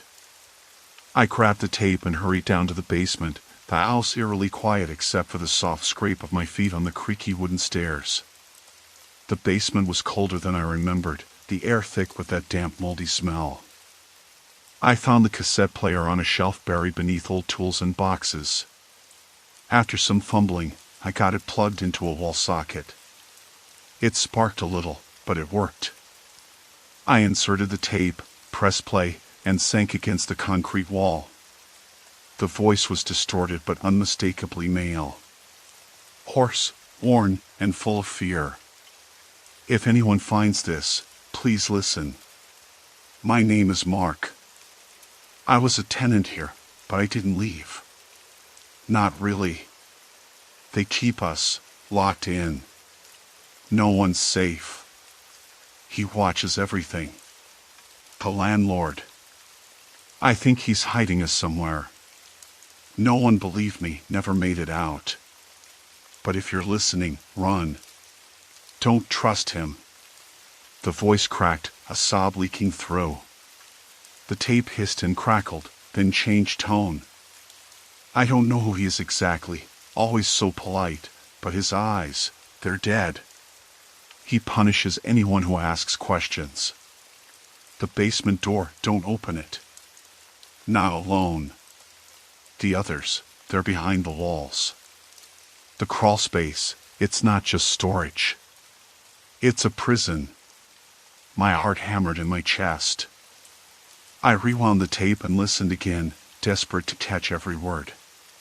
After the tape ended, I sat frozen, the small room spinning around me. Mark. A tenant. His voice filled with terror. A prison behind the walls. Not just a rumor or a nightmare. It was real. I needed to find those hidden rooms. The walls. The crawl space. I had to find whoever else might be trapped in this house. But how? The basement door was locked from the inside when I had checked before. The landlord's office was the only place with a locked container of secrets. I stood, shakily clutching the flashlight and knife, and crept back upstairs. The house was too quiet. Too empty. The silence pressed down on me, thick and suffocating. I heard it then, a faint shuffle, like someone moving quietly upstairs. I froze, heart pounding so loud I was sure it would give me away. Then a low creak like a floorboard groaning under weight. I moved toward the stairs slowly, trying to control my breathing, but it was no use. My hands shook too much to hold steady. There was definitely someone upstairs. Not the landlord, not a friendly neighbor. Someone else. I thought of the vanished tenants, the whispered warnings, the man who passed me the note. My mind raced. Was the landlord hiding more than just prisoners? Was someone else trapped, someone still alive, still here? I didn't want to find out by confronting them blindly. I crept back to the landlord's office, locking myself inside. My phone was still dead, useless, but the knife felt like the only protection I had. The flashlight flickered again, and I swallowed the dry lump in my throat. Then came the knocking. Soft, deliberate. Not at the front door this time, but at the back door, the one I'd noticed earlier, half concealed behind thick ivy and dust. I looked out the window. No one there.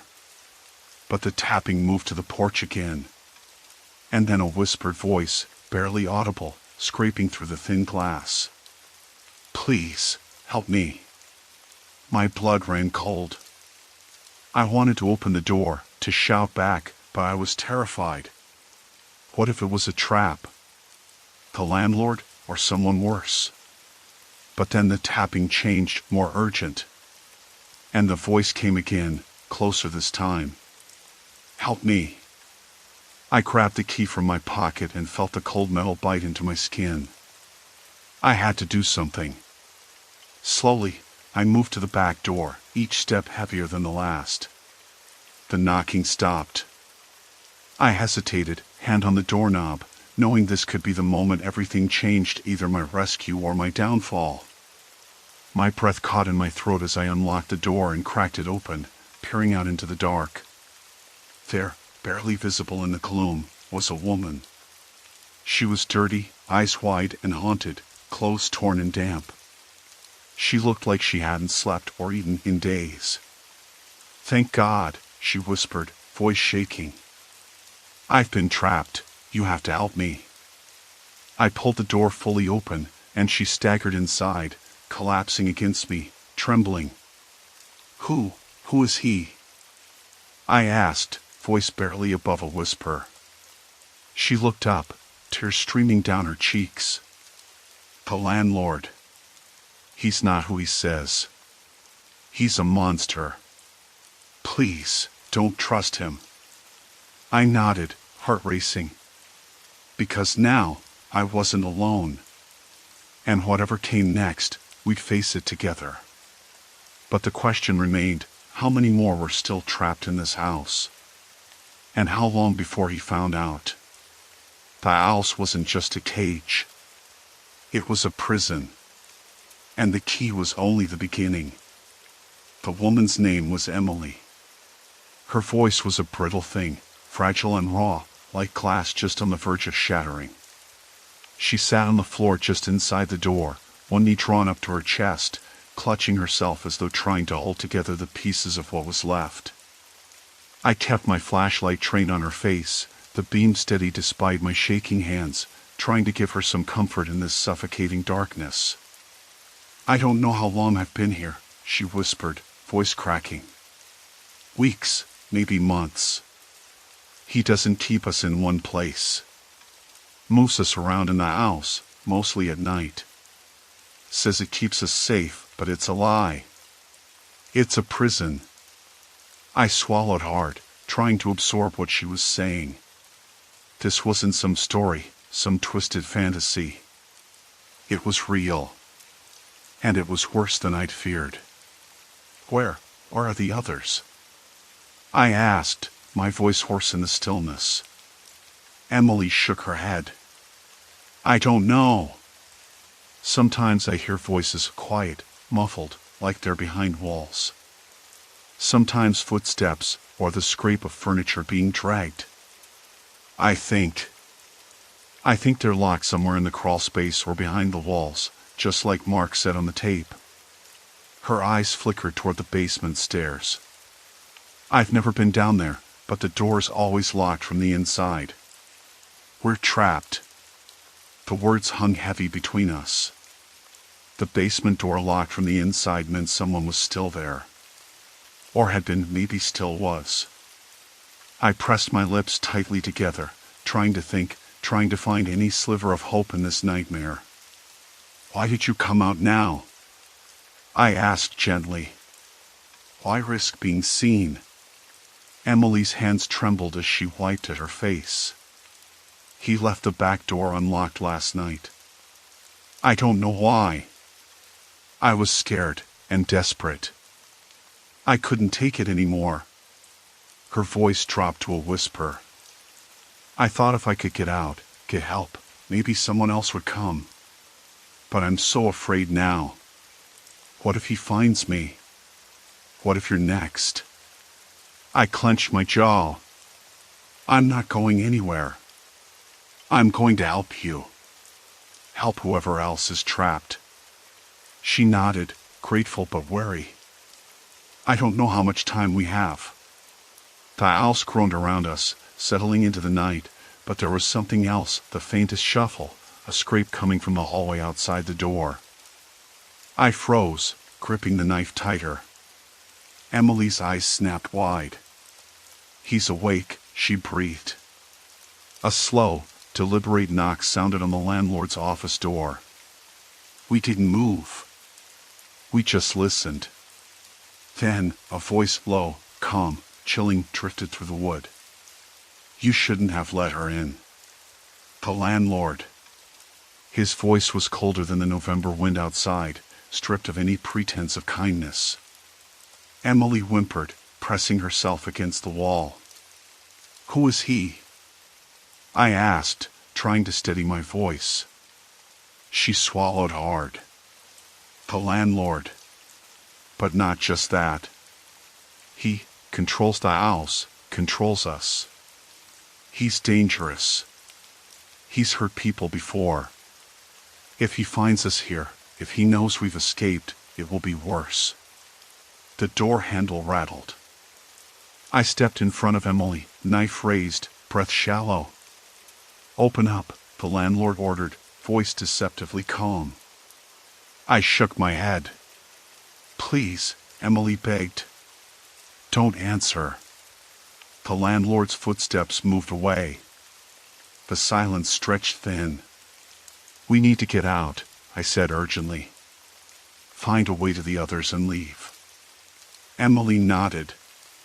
There's a crawl space behind the pantry. I heard him moving something heavy in there when he thought I was asleep. That's where they keep the others. The pantry, I repeated, heart hammering. Lead the way. We moved carefully through the dark house, every creak and whisper setting my nerves alight. I kept the flashlight trained low, barely daring to breathe. The place felt alive, watching us. We reached the kitchen. Emily pointed toward a narrow door built into the floor beneath the pantry shelves. It's hidden, she said. But the latch is old. We might be able to open it.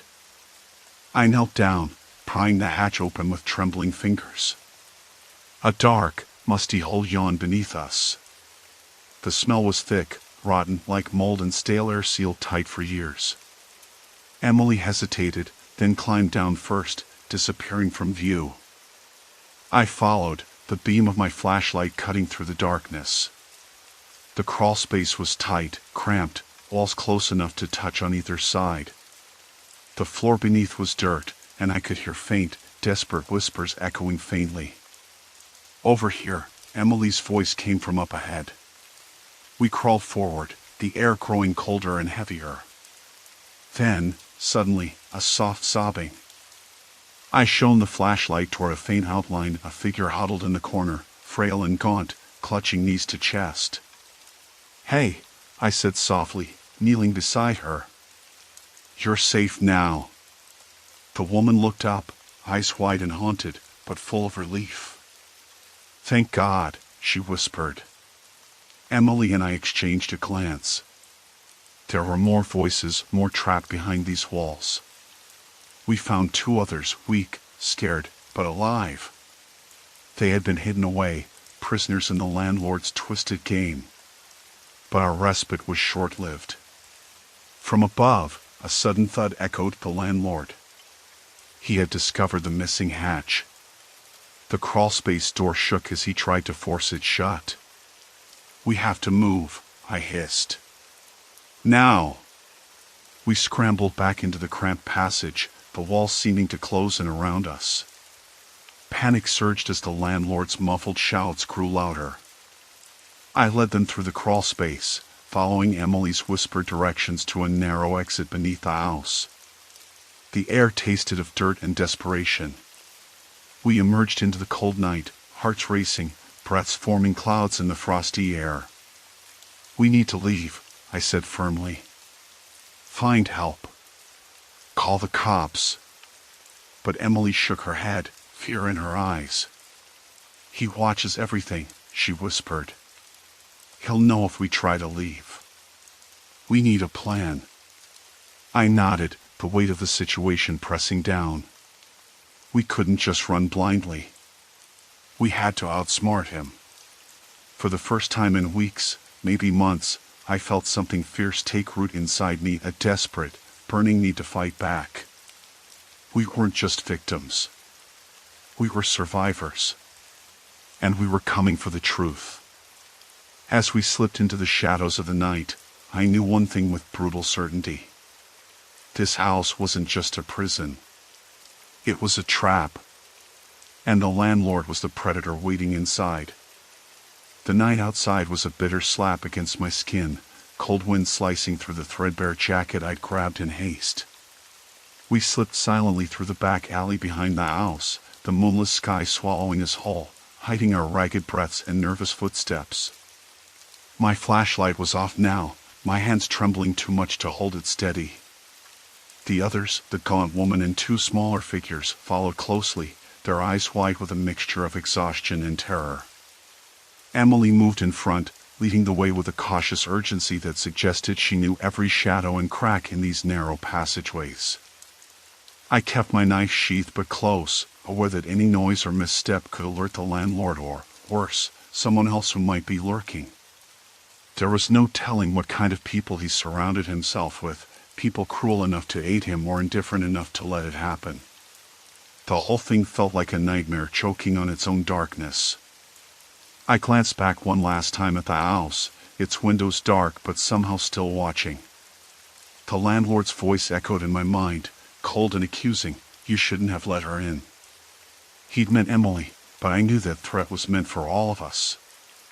Whoever he was a man who thrived on control, on fear. And now that we'd broken one link in his chain, I feared what he might do next. "Where'd we go?" I whispered to Emily once we hit a quieter street, away from the house's immediate shadow. She shook her head, her eyes darting back the way we'd come. "There's a 24-hour convenience store a few blocks down. I thought maybe we could call someone from there. But it's risky."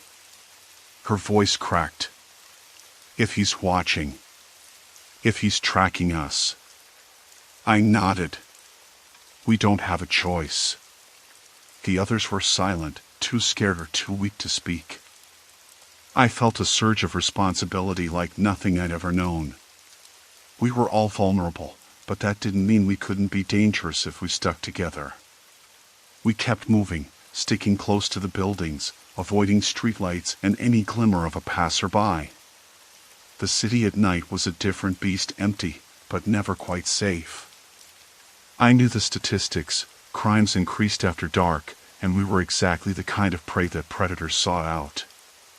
The convenience store came into view, its flickering neon sign buzzing faintly. I stopped us just out of sight, peering through the grimy window. Inside, a lone clerk stood behind the counter, half asleep, scrolling through his phone. No customers. It was our chance. "Stay here," I whispered. "I'll go in and call the police." Emily shook her head fiercely. "No. I'll come. I know what to say. I'll tell them someone's trapped in that house, that he's dangerous." I hesitated. She looked fragile, but her voice held a quiet steel that surprised me. Maybe this was her moment to be brave, to reclaim some of herself from the nightmare. We slipped inside carefully. The clerk looked up as we approached, eyes blurry, but alert. Emily's hand shook as she fumbled for her phone. "There's someone trapped," she said quickly, voice low but urgent. "In a house nearby. The landlord is dangerous. We need help." The clerk blinked, then reached for the phone. "You want me to call the cops?" "Yes." "Please," Emily said, swallowing hard. I watched the clerk dial, glancing nervously at the door as if expecting the landlord to burst in at any moment. A minute passed in agonizing silence. 911, what's your emergency?" The dispatcher's voice crackled through the speaker. Emily spoke quickly but clearly, giving the address, the situation, explaining about the people locked inside, the basement, the crawl space, the landlord's name. I felt chills as I listened to her recount the story that had felt so unreal just hours before. The clerk hung up and turned to us. "They're sending officers now. Should be here in 5 minutes." 5 minutes felt like an eternity. I kept pacing near the door, ears straining for any sign of pursuit. The others sat on the floor, trained, eyes glazed with relief but haunted by what lay ahead.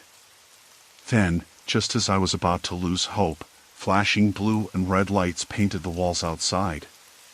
The distant wail of sirens grew closer. Emily's grip tightened on my arm. "They're here." We rushed outside to meet the police, but as we stepped into the cold light of the street, a shadow detached itself from a nearby alley and blocked our way.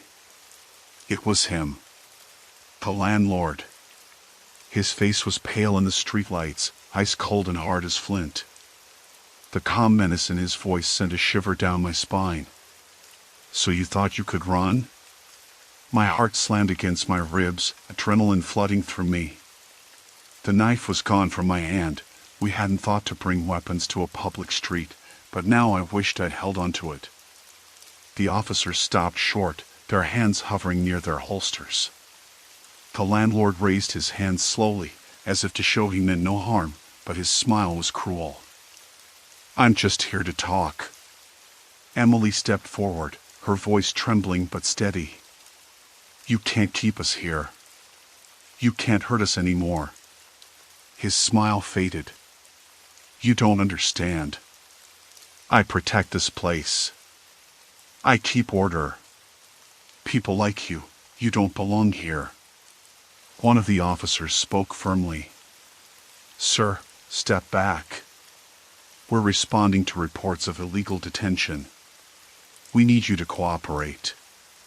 The landlord's gaze flicked from Emily to me, then to the others huddled behind us.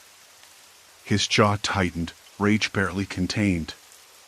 Then, without warning, he bolted past the officers and disappeared into the shadows.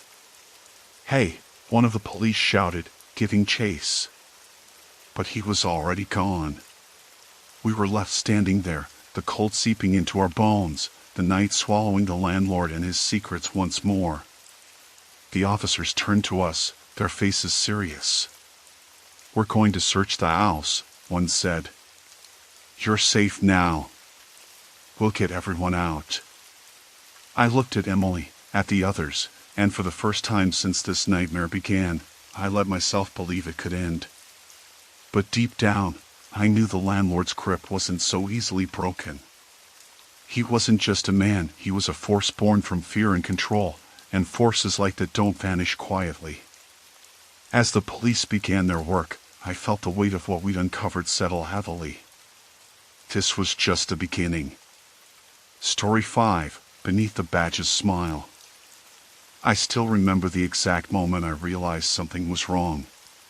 It was a Thursday afternoon in early October, the kind of day when the sun was warm, but the air carried a slight chill hinting at winter's approach. I was sitting in my usual spot at the corner table of the cafe, a little place tucked between a bookstore and a laundromat on Elm Street. I had just unwrapped a sandwich and was about to take the first bite when I noticed him. He was standing outside the cafe, across the street, just beyond the pedestrian crossing. At first, he looked like any other passerby, wearing a dark hoodie pulled up over his head, hands shoved deep into his pockets, head tilted down so his face was obscured.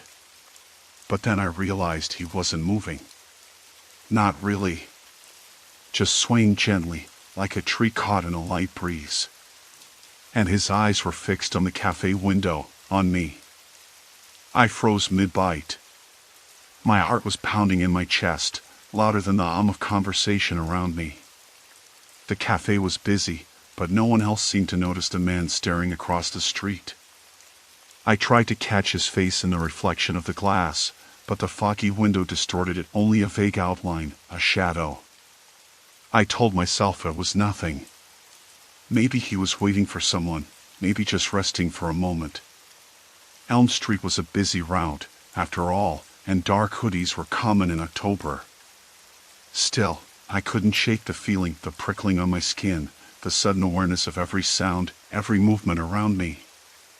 I gulped down the rest of my coffee and grabbed my bag, deciding to leave before the feeling got worse. Outside, the man was gone. I looked up and down the street. No sign of him. The street was just as I'd always known it, cars parked along the curb, people walking dogs, a woman pushing a stroller. Normal. But the unease clung to me as I started walking toward my apartment, just a few blocks away. I kept looking over my shoulder as I walked, half expecting to see the man appear behind me. Nothing. I told myself I was imagining things. My apartment building was older, built in the 1950s, with peeling paint and creaky wooden floors in the hallways. It was nothing fancy, but it was mine, my safe place. When I got inside and locked the door, I felt a small wave of relief. I turned on the lights, checked my phone, and tried to shake off the lingering dread. I called my best friend, Mark, hoping to hear a familiar voice to calm me down. Mark was easygoing and never got rattled, the kind of friend who could make a joke out of anything. When he answered, I told him about the man outside the cafe.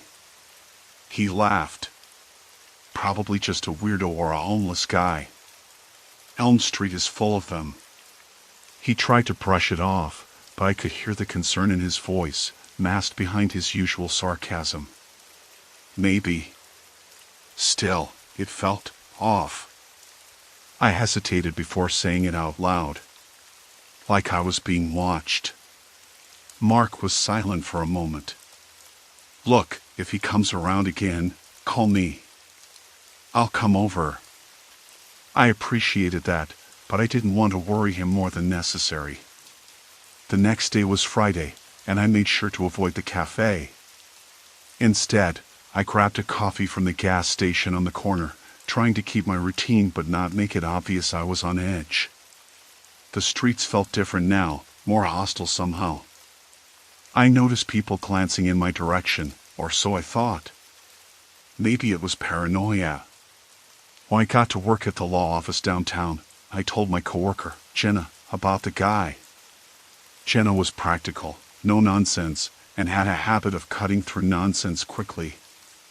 Did he say anything to you? She asked. No, I said. Just stared. She raised an eyebrow. Could be nothing. Or someone casing you. Casing me? Like for a robbery? Maybe. Or worse. She looked around the office, then lowered her voice. "You never know these days." Her words stuck with me as the day wore on. I tried to focus on my cases, but every time I heard footsteps behind me, I jumped. That evening, I took the long way home, through a well-lit park, hoping to avoid dark alleys or empty streets. My phone's flashlight was on, and I kept it ready in my hand. I passed a group of teenagers laughing loudly, a couple walking their dog, and a man sitting alone on a bench. Nothing seemed out of place. But then, as I neared my building, I heard footsteps behind me. Quick, deliberate. I stopped and looked back. No one there. I began to walk faster, heart pounding again. The footsteps matched my pace, then slowed when I slowed. I reached the entrance to my building and fumbled with my keys, trying not to drop them. The footsteps stopped. I looked up. No one. I locked the door behind me and leaned against it, shaking. For the next few days, the feeling of being watched didn't leave me. I grew paranoid about every shadow, every unusual sound.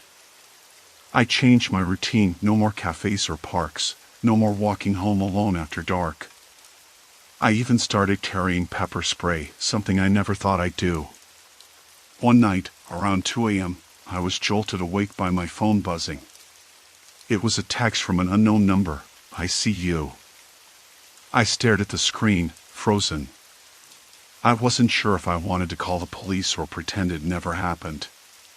But the message was clear: someone was watching me, and they wanted me to know it. The realistic horror of it all was that the threat wasn't supernatural. It was human. And I had no idea who or why. End of chapter 1. I didn't sleep much that night. The message from the unknown number, "I see you," kept flashing on my phone screen like a warning sign. I stared at it for what felt like hours, willing myself to move, to do anything other than sit frozen in bed, my heart hammering so loud I was sure the neighbors could hear it. Eventually, I forced myself to lock the phone and push it under my pillow, but the unease didn't fade. It only grew heavier. The next morning I woke up with a headache, the kind that stubbornly lingers after a bad night. The sun was already high, but the world outside my window looked bleaker, as if someone had drained the color from the day. I thought about calling Mark, but hesitated. I didn't want to sound like I was losing it. Still, I knew I couldn't go on like this alone. I texted him. "Got a creepy message last night. We need to talk." His reply came quickly, short and to the point. "I'm on my way." That was a relief, at least. Mark had always been the pragmatic one, the kind of friend who'd rather tackle a problem head-on than spiral into fear. When he arrived, I let him in immediately, even though I was still half expecting to see the dark hoodie lurking outside. The apartment felt suffocating, the walls closing in around me. Mark sat down on the faded couch, watching me with those steady, calm eyes of his. "So, what's the deal?" he asked. I showed him the message and the unknown number. "I don't know who it is. It's probably some sick joke, but I'm scared, Mark. I feel like this isn't random." He frowned, running a hand through his hair. "You didn't reply?" "No. I don't want to encourage whoever it is." He nodded. "Good. Don't. But we have to figure out who this is. You've got to tell me everything, anything weird that happened before this started." I went over everything: the man outside the cafe, the footsteps behind me in the park, the glances I thought I caught on the street. I even mentioned the pepper spray. Mark didn't laugh or dismiss any of it. "Sounds like someone's stalking you, or at least trying to intimidate you." The word stalking made my stomach twist. It sounded so clinical and cold, but it fit too well. "Have you told Jenna or anyone at work?" he asked. I mentioned it. She was worried but didn't want to make a big deal out of it, yet. Mark was quiet for a moment, thinking. Then he said, "We can't just sit on this. We should check the number, see if it's traceable." "Have you tried that?" I did a reverse lookup. Nothing came up. Could be a burner phone, or someone using a messaging app with a masked number. That narrows it down, doesn't it? Mark said, his voice low. We spent the morning scouring the internet for any advice on dealing with stalking or harassment. Everything we read emphasized documentation, police reports, evidence gathering. I hated the idea of involving the cops. I didn't want to be that person, the paranoid, panicked defendant. But Mark was firm. "You have to report it. At least it's on record if something worse happens." I agreed. That afternoon, we went to the local police station. The officer at the front desk was polite but professional, clearly used to these kinds of reports. I explained everything to the man at the cafe, the footsteps, the text message. The officer took notes and asked detailed questions. "Have you noticed any suspicious vehicles? Anyone following you to work or home?" "No," I said honestly. "Just the one guy at the cafe at first." He leaned back, folding his arms. "We'll look into it. In the meantime, keep your phone charged, stay in well-lit areas, and don't hesitate to call 911 if you feel threatened." I nodded, feeling a fragile comfort in the official response. But it was still just words. I didn't feel safer. Back home, I tried to settle into some normality, but every noise made me jump. The doorbell ringing had me nearly dropping the phone. I peeked through the peephole, no one there. The next few days felt like walking through molasses. I barely left the apartment except for work, and even then, I took different routes, always alert. One evening, on my way back, I caught a glimpse of a figure across the street, a man in a dark hoodie, standing still beneath a street lamp.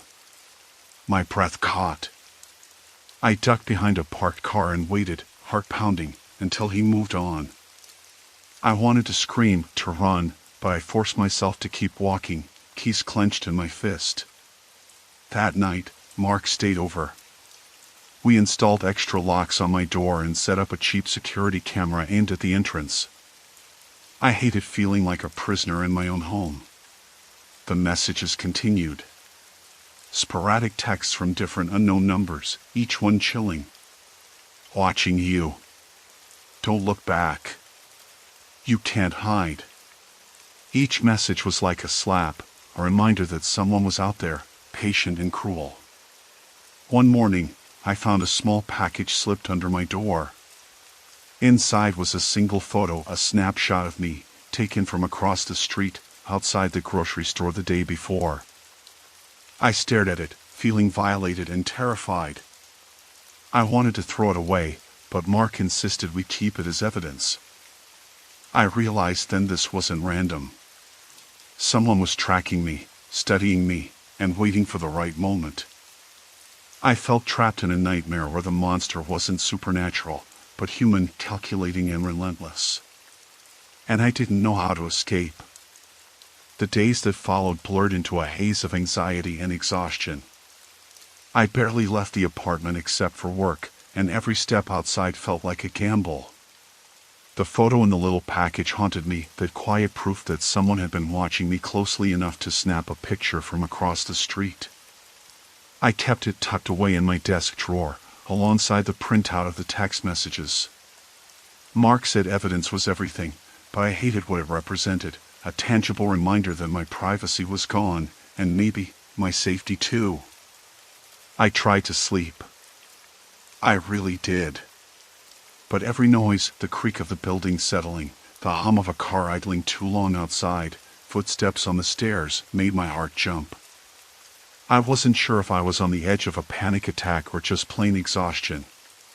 Mark was a constant presence, which helped, but even he admitted this wasn't something you could fix overnight. "This isn't a horror movie," he he said grimly one night. There's no hero who's going to swoop in and save the day. We have to be smart, patient. Smart was a word I clung to. I started carrying my pepper spray everywhere, even inside the apartment when I walked from room to room. I double-checked the locks obsessively and kept the little security camera running 24/7. I even changed my work schedule, arriving earlier and leaving before nightfall. But none of it made the sense of being watched go away. I thought about the police report often. The officers I'd spoken to had been polite but distant, the kind of professional distance that means this happens all the time, and most of it gets nowhere. Keep your phone on you and call us if you see anything suspicious, one officer had said. It was the right thing to do, but I didn't know if it was enough. It was a Wednesday when things escalated. I was walking home, taking a new route Mark suggested, one that was more populated and had better lighting. It was just after dusk, the kind of dim afternoon light that lingers before the sun fully sets. My phone buzzed in my pocket. I pulled it out quickly, heart in my throat. Another message. Look up. I froze. Around me, people passed on the sidewalks, trucks rumbled past, and a few cars slowed at the intersection nearby. I glanced upward, scanning the windows of the buildings along the street. Nothing. No movement. No figure lurking in the shadows.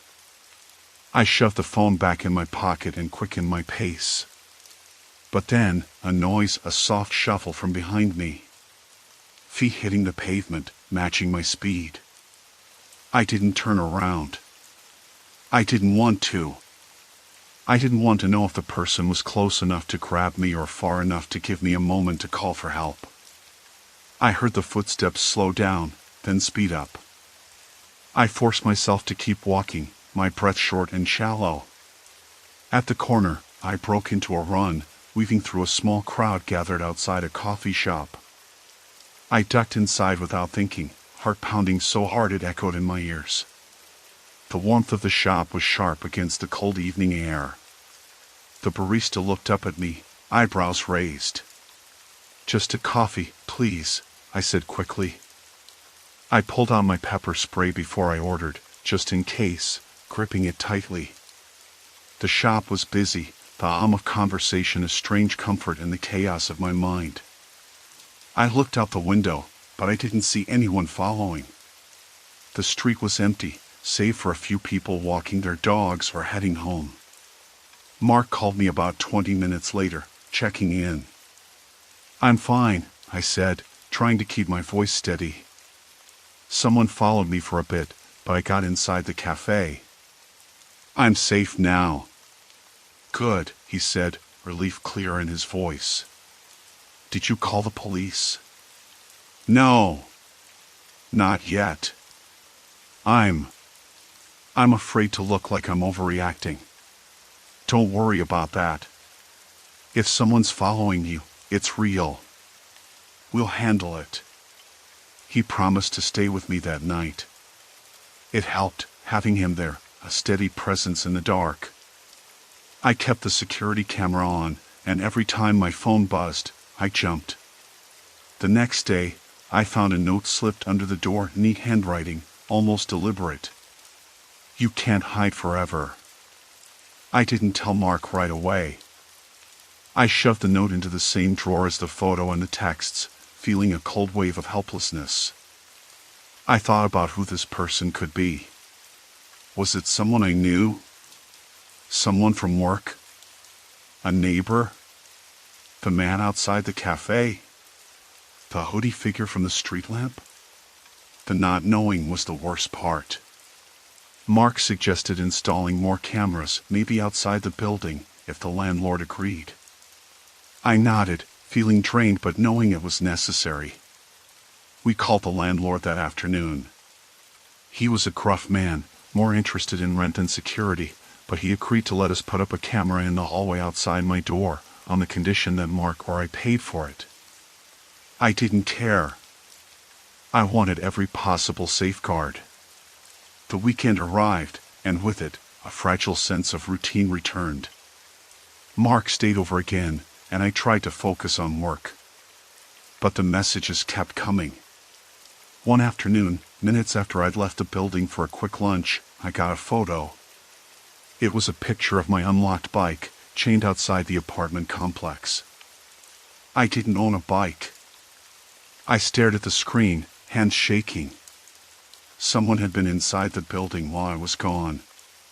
Someone had left a message that wasn't just words anymore, it was an intrusion. A violation. I called Mark immediately. "I'm coming over," he said without hesitation. When he arrived, we checked the security cameras. The footage showed a shadowy figure lingering in the hallway outside my door for several minutes. The video was grainy, but the person wore a dark hoodie, the same as before. Mark paused the video, zoomed in on the face just as the person glanced toward the camera. "It's hard to tell," he said, "but does that look like a tattoo on the neck?" I frowned. I'd never paid attention before. "Maybe," I said. "I don't know." We sat in silence for a moment. "I'm going to talk to some friends," Mark finally said. "See if anyone's heard about this kind of thing. Or if they know anyone who fits the description." I nodded, feeling grateful but still terrified. That night, I didn't sleep at all. I lay awake, listening for the smallest sound.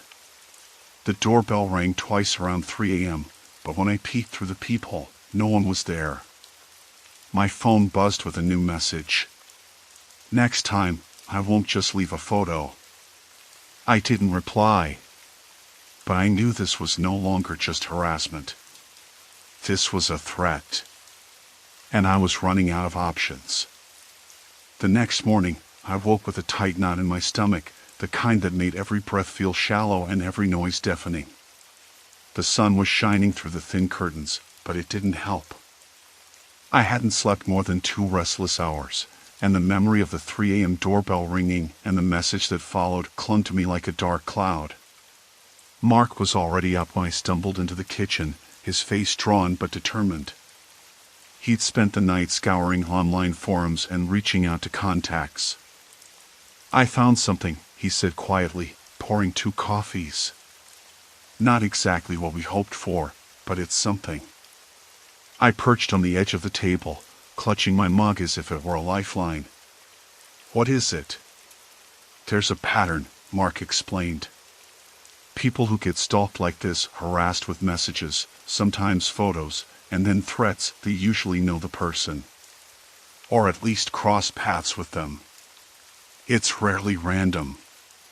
The police refuse to see it that way, but it's true." I nodded, swallowing hard, my eyes tracing the steam rising from the cup.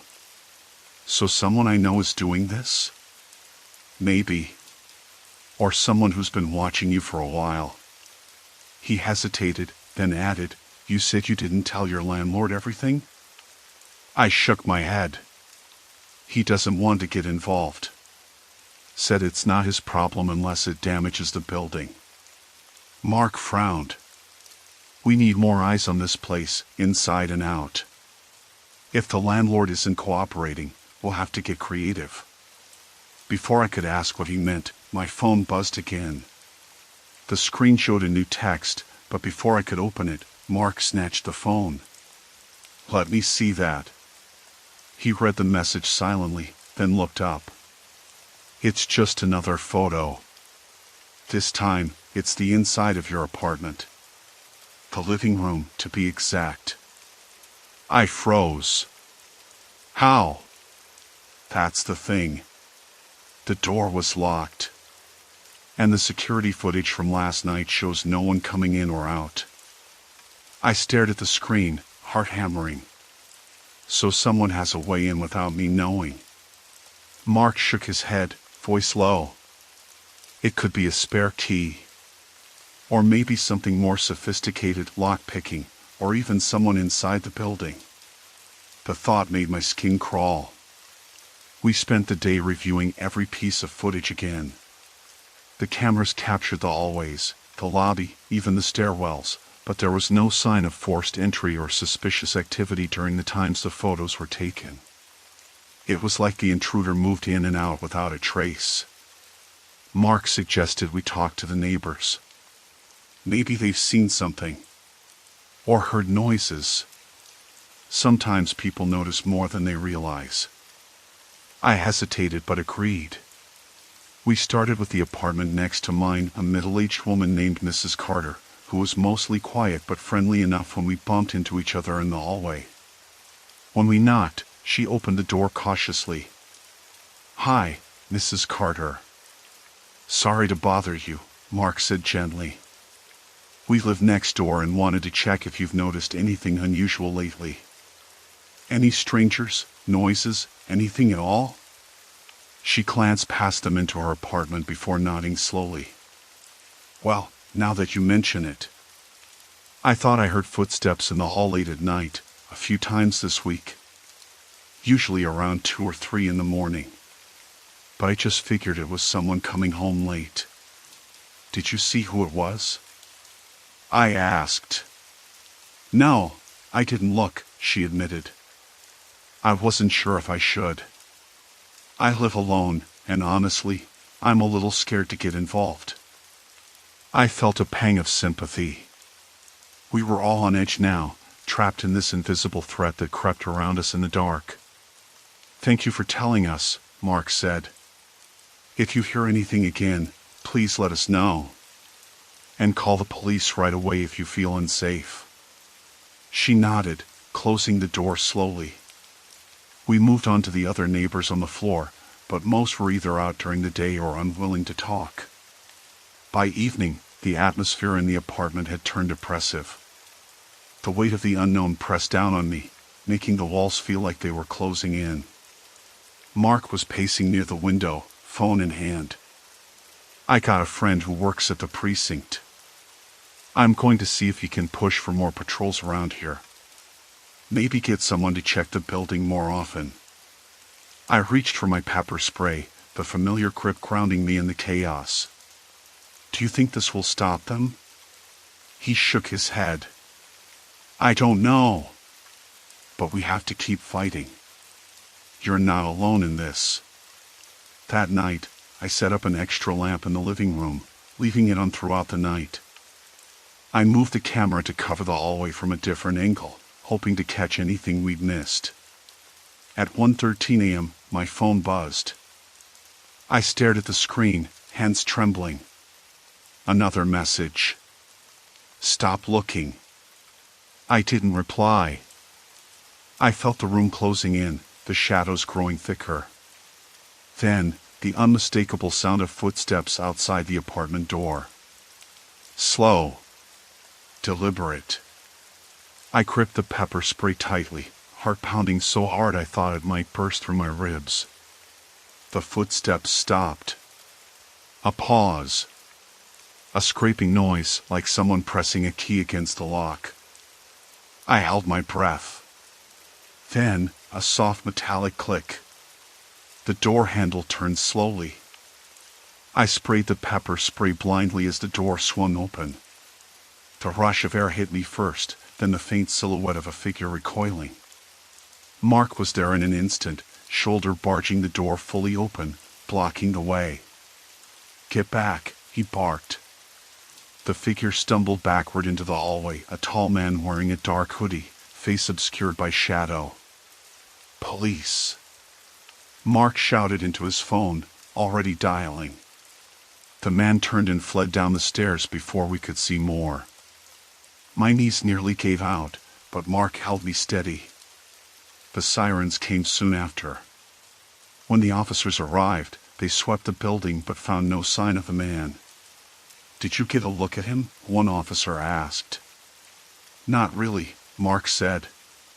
"But he was the same one from the security footage, the guy with the tattoo on his neck." The officer nodded grimly. "We'll file this as an attempted break-in and stalking. We'll send patrols more often." I wanted to believe them. That night, Mark stayed again, his presence a lifeline. But the fear was no longer just in my mind, it was real, tangible, and inside my own home. I realized then that safety wasn't about locks or cameras. It was about fighting back. And I wasn't going to give up. The morning after the attempted break-in felt like walking out into a burned-out city. I woke up with tightness in my chest, every muscle sore, every nerve raw from the night's adrenaline. Mark had stayed over, as promised, turning the living room into a makeshift command post with laptops, notebooks, and a scatter of printouts. But as daylight crept through the blinds, the dread that had been coiled in my gut the night before didn't loosen. Instead, it grew heavier. We decided that I wouldn't be alone anymore. Mark was going to take shifts, and I'd install additional security measures. But I could see that no matter what we did, the real problem was the person who thought they could invade my space without consequences. That morning, Mark was pacing again, phone pressed to his ear, his brows furrowed in concentration. I sat at the kitchen table, clutching a half-cold coffee, trying to steady my shaking hands. The apartment felt different now. Every creak of the pipes, every distant siren sounded like a warning. Mark hung up. "No luck with the precinct," he said. "They're swamped with other cases, and it sounds like ours isn't a priority unless something really bad happens." I let out a bitter laugh. "So I have to wait until I get hurt before they care?" "More or less," he admitted. "But I'm not giving up. I've got a few more people I can call. Private security, maybe." The idea of hiring someone to stand watch felt like admitting defeat, but the alternative, doing nothing, was worse. I was living with a stranger who had the keys to my front door and the patience to wait in the shadows. We spent the afternoon going through the messages again, looking for clues. There was nothing new, just the same cryptic threats and photos. The photos had stopped for now, but I knew it was only a matter of time before they started up again. Whoever this was wasn't going to back down. Later, I went to the building manager's office again. The landlord was there this time, sitting behind a cluttered desk, his expression unreadable. "I need to talk to you about the security in the building," I said, trying to keep my voice steady. He glanced up, ice cold. "I'm aware of the situation. But as I told you, unless someone damages the property, there's not much I can do." "Someone has a key," I said, voice rising despite myself. "Someone was inside my apartment last night." He shrugged. "Maybe. But unless you get a police report with solid evidence, I can't change the locks or install new cameras." "I'm asking you to care," I said, frustration boiling over. "Because right now, this isn't just about property damage. It's about my safety." He ignored the plea and looked at his watch. "I have a meeting. Let me know if anything else happens." I walked out, stomach sinking. If even the people responsible for the building didn't care, who could I turn to? That night, Mark stayed again, and together we set up a makeshift watch schedule.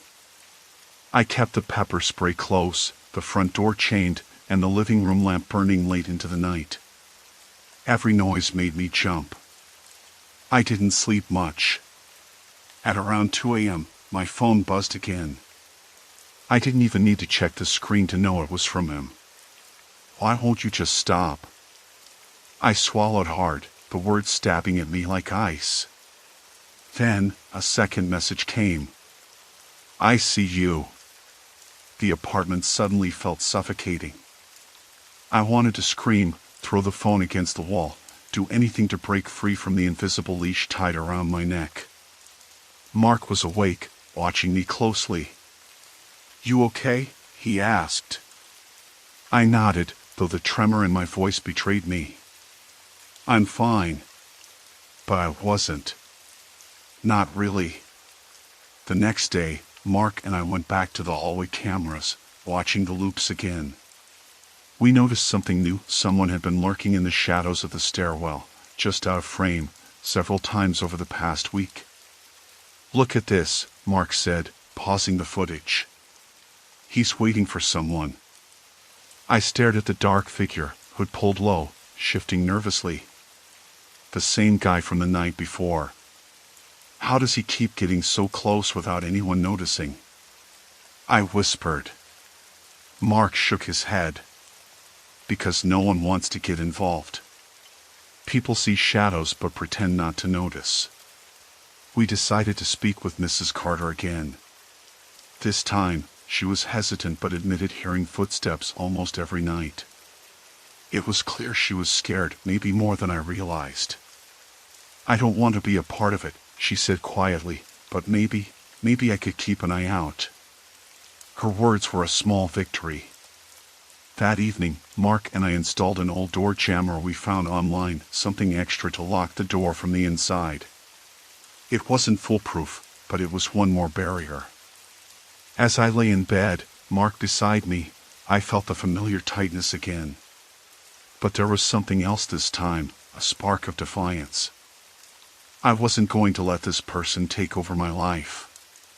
The following days were a blur of exhaustion and vigilance. I barely left the apartment, and when I did, Mark went with me. Even the simplest errands became missions. Then, one afternoon, Mark's phone rang. It was his friend from the precinct. They caught someone, Mark said, voice low but urgent. Someone with a record for stalking and breaking into apartments. My heart pounded.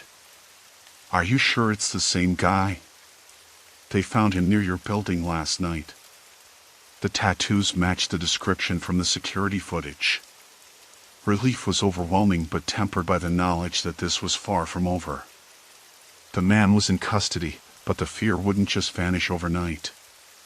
That night, for the first time in weeks, I fell asleep without Mark's presence or the constant hum of the security cameras. But deep down, I knew this was just the beginning. The nightmare wasn't about to end, it was just changing shape. Because the real horror wasn't the man in the hoodie or the threats. It was the invisible line between safety and danger, and how easily it could be crossed by someone you never expected. Story 6: Silent Orders of the Trusted Few. I never thought something like this could happen in my own neighborhood. Looking back now, I realize how blind I was, how ordinary the days seemed before everything unraveled. But at the time, it all just felt like the usual grind: work, sleep, repeat, small talk with neighbors I barely knew, the comforting hum of suburban normalcy. That illusion shattered the moment I found the front door of my apartment wide open one cold November evening. It began on a Monday.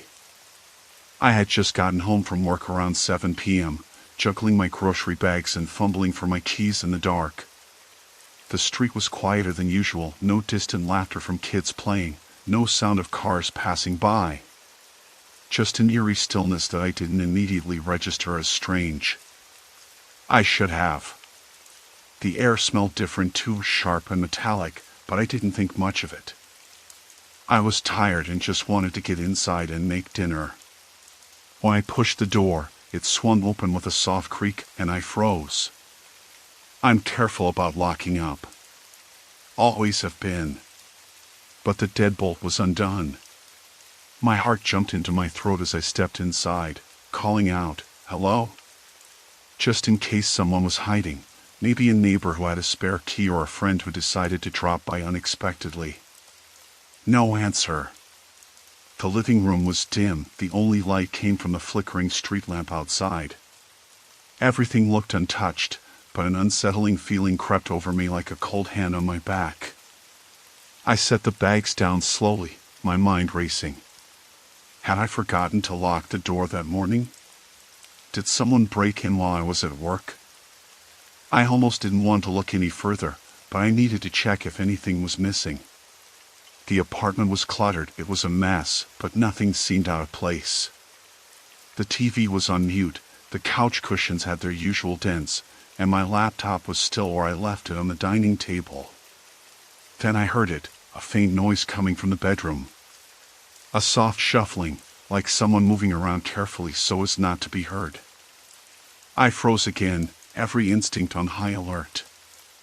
I grabbed the nearest object I could find, a heavy hardcover book, and crept toward the door. My breath quickened, but I told myself to stay calm. It could be a mistake, maybe a neighbor who had gotten locked out, or a delivery person who had left the door open by accident. I pushed the door open slowly, and the room was empty. Nothing was out of place, except for a small photo frame lying face down on the floor. I picked it up, my fingers trembling slightly. It was a family picture from a few years ago, framed in silver with a thin black border. Never had I seen it lying like that. Someone had been in my bedroom. I backed out of the room, heart pounding wildly. That's when the noise came again, this time from the kitchen. I gripped the book tighter, moving quickly but quietly. The kitchen was dark, except for the faint glow from the streetlight filtering through the window. I switched on the light, and my eyes darted around. The fridge door was slightly ajar, and on the counter, the knife block was disturbed. The chef's knife was missing. A cold knot tightened in my stomach.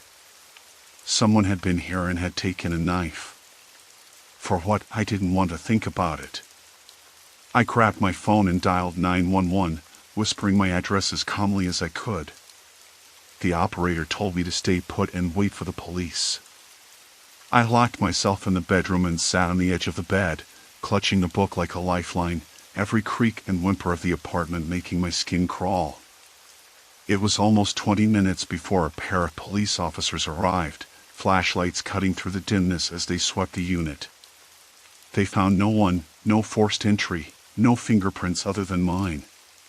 The missing knife was explained as possibly having been misplaced earlier and forgotten. They assured me everything would be fine and advised me to be cautious. But I couldn't shake the feeling that someone had been inside, watching me, following me, waiting. That night, I barely slept. Every shadow seemed alive, every sound a threat. My phone buzzed once, displaying a message from an unknown number. We're closer than you think. Panic overwhelmed me, but so did a grim determination. Whoever was doing this wanted to scare me, and they'd succeeded. But I refused to be a victim. I started locking every door twice, installing extra locks, and looking out the window every few minutes, searching the dark for shapes that weren't there or maybe were. By Wednesday, the messages escalated. Another text, "Look outside." I hesitated, then drew back the curtains. Across the street, a black van idled with tinted windows. I couldn't see anyone, but I felt its gaze. My heart raced. I called the police again, but they said without evidence, their hands were tied. The neighborhood felt different. Friendly smiles turned cold, and eyes avoided mine. I sensed whispers behind closed doors. I didn't know if they were about me or if I was just projecting my terror onto everything. On Thursday, I found a note slipped under my door. No signature, just 3 words, "I'm inside you." I tore the paper into tiny pieces and flushed them down the toilet, but I knew it wasn't just a message. It was a declaration. I told a few coworkers, but they laughed it off, blaming stress or paranoia. I wasn't crazy, I knew what I'd seen, what I'd felt. But no one believed me. I started walking home different routes, taking crowded buses and changing my schedule. Still, the van appeared. The messages kept coming. My sense of safety had vanished. By Friday, I realized the real terror wasn't the intrusions or the notes, it was the fact that I couldn't trust anyone. Not the police, not my neighbors, maybe not even myself. Whoever this was had gotten under my skin, and I wasn't sure if I'd ever be able to shake them off. That was just the beginning. The days after that first weekend were a blur of exhaustion and hypervigilance. I barely left the apartment except to go to work, and even then, I took circuitous routes through packed streets, avoiding any alleyways or shortcuts I once considered routine. I told myself it was precaution, but inside, I was unraveling. I'd never felt so exposed in a place I'd always thought of as safe. On Saturday morning, The first thing I did was check every lock on my apartment door: deadbolt, chain latch, the sliding bolt I'd never used before. All secured. I paced around the room, scanning every inch for anything out of place, but nothing stood out. The curtains were still drawn tight, the windows locked. The black van was nowhere in sight. My phone buzzed. I glanced at the screen. Unknown number. I hesitated a second before opening it. You can't hide. I slammed the phone onto the table. My hands trembled, but I forced myself to breathe slowly. I was alone in the apartment, yet I felt watched. The paranoia clawed at me, making every shadow a potential threat. I called the police again. This time, I was desperate enough to ask for a welfare check, or better yet, some kind of surveillance. The woman on the line sounded sympathetic but told me that without concrete evidence, no intruder caught, no video footage, they couldn't do much. If you see the van again, get a license plate, she said. Anything like that helps. I promised I would, though I knew it was wishful thinking. That afternoon, I tried to distract myself. I cleaned the apartment from top to bottom, wiping surfaces, rearranging furniture, anything to reclaim some control. The unease didn't lift. Every creak of the old wooden floorboards made me jump. Every car door slamming outside sent my heart racing. By evening, I was so wound up I barely ate, washing down the small meal I forced myself to prepare with lukewarm water. My phone buzzed again. Why are you so scared? No number displayed. Just the message. I didn't respond. Instead, I stared out the window, watching the streetlights flicker on as dusk settled. One by one, the neighbors' windows lit up, but the faces behind them remained hidden. I felt the distance between me and the rest of the world stretch wider, a chasm growing with every message, every unshakable feeling of being hunted. The night was restless, but I managed to doze off around 3 a.m., only to be jolted awake by a sharp knocking on the door. I sat up, heart hammering, listening. The knock came again, 3 slow, deliberate taps, then silence. I reached for my book again, the same one I'd grabbed the night the door was open.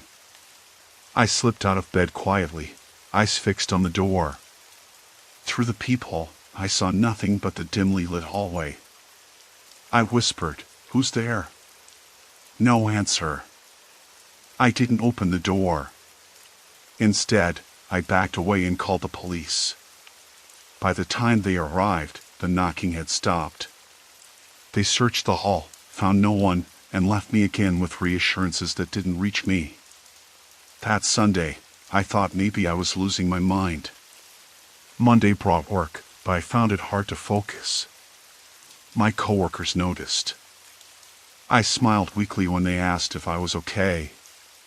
Mostly, I wanted to disappear. That evening, I walked home in a group of people, trying to feel safe in numbers. The black van was lurking again, parked several blocks away this time. I caught a glimpse of a dark figure inside, but when I looked again, it was gone. I tried to snap a photo, but my hand shook too much. Back inside, my phone dinged. You can't run. That night, I barely slept. The thin walls of the apartment seemed to close in, every groan and creak amplified. I thought I heard footsteps in the hall, whispers just beyond my door. I checked my locks obsessively. Tuesday morning, I woke to find the deadbolt unlocked. I hadn't touched it. My hands were steady when I checked before bed. Panic consumed me. I called the police immediately, but by the time they came, everything was locked again. The officers exchanged looks, sympathetic but helpless. If someone's messing with your locks, it's harassment, one said. We can file a report, but without catching them, there's little we can do. I filed the report anyway. That day, I started documenting everything: the messages, the sightings, the unlocked door. I saved texts, took photos, wrote down times and details. It was a feeble attempt to build a case, to prove I wasn't imagining things. Wednesday was worse. I found a note taped to the inside of my mailbox. "We see you." The handwriting was messy, jagged, as if whoever wrote it was angry or rushed. I ripped the note off, but the message echoed in my mind. I was being watched. Not by a ghost or a monster, but by a human being.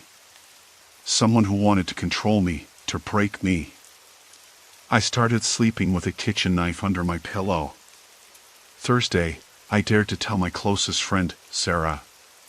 Her initial reaction was disbelief. "Are you sure you're not just stressed?"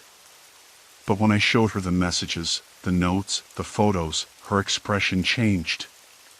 "We need to call the police again," she said firmly. Together, we went to the station. For once, the officer on duty listened. They took my phone and printed out the messages. They agreed to put a patrol car near my apartment during the night. That night, for the first time in days, I felt a flicker of relief. But it didn't last. At 2:17 a.m., my phone buzzed. "Look outside." I swallowed hard and pulled back the curtains. Across the street, parked under a street lamp, the black van sat with its engine off. The tinted windows reflected the light, but I could see a figure sitting behind the wheel, staring directly at me. I locked the curtains quickly and backed away. The next morning, I found my bike in the hallway, damaged, the tires slashed. Someone was sending a message. Someone was here, and they weren't going anywhere. I realized then that I couldn't run, and I couldn't hide. What was happening wasn't random. It was targeted. Personal.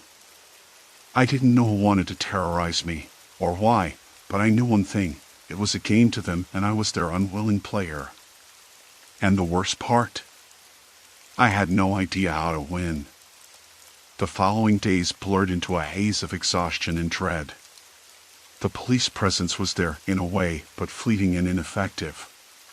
The patrol car cruised past my building a few times at night, but it did nothing to stop the black van from appearing whenever it wanted. By now, the van had become a symbol, a constant reminder that I wasn't safe. I caught glimpses of it parked just out of view, or idling near the corner, waiting. And every time, the feeling that I was the only one watching, the only one vulnerable, grew heavier. Friday afternoon, after work, I decided to step outside for the first real breath of air I'd allowed myself in days. Sarah had insisted I get out, even if only for a little while, and I agreed on the condition that she come with me. We walked the streets, careful and alert, our eyes scanning every shadow, every movement. Sarah tried to make conversation, but it was awkward, her usual lightheartedness dulled by the tension hanging between us. As we passed the corner store, I caught a flicker of movement in the reflection of the glass door. A figure standing just across the street, half hidden behind a lamppost. The black van was nowhere in sight, but my skin prickled. The figure didn't move for a long moment, just stood there watching us. When I blinked, it was gone. "Did you see that?" I whispered. Sarah nodded, her face tight. "Yeah." We hurried home, the unease settling in my bones like a cold fog. Back inside, I checked every lock once more: deadbolt, chain latch, sliding bolt. Locked tight. I pulled the curtains closed, double-checked the windows. The apartment was supposed to be my sanctuary, but it felt more like a cage. That night, my phone buzzed again. The number was still unknown. "Why are you still here?" My hands shook as I stared at the message. Why? Why couldn't they just leave me alone? I wanted to scream, to cry, to do something, anything, but I was trapped in this nightmare. Sleep was impossible. I sat on the edge of the bed, the knife still under my pillow, fingers gripping the handle like a lifeline. At 1:43 a.m., a soft knock came from the balcony door. 3 slow raps, deliberate, taunting. I froze, heart pounding so loudly I thought it might burst from my chest. I didn't answer. I didn't move. The knocking stopped. I called Sarah. She stayed on the phone with me until dawn, her voice calm, steady. But the fear didn't fade. Saturday morning, I found something else waiting for me. A small package had been slipped under my door. No return address, no name, just a plain brown box taped shut. I stared at it for what felt like hours, my mind racing with possibilities. Was it a trap? A threat? Or something worse? I called the police before touching it. They came quickly, their faces serious now. The officers put on gloves, carefully examined the package. Inside, wrapped in plain paper, was a single photo. It was me. The image was taken from across the street, from a distance, but clear enough to see my face as I stood on my balcony the night before, phone in hand, eyes wide with fear. "How long have they been watching you?" the officer asked quietly. I didn't have an answer. The police took the photo as evidence and promised to increase patrols. But I could tell they were stretched thin, unsure how to catch someone so careful, so meticulous. The sense of being hunted deepened. I no longer went outside alone.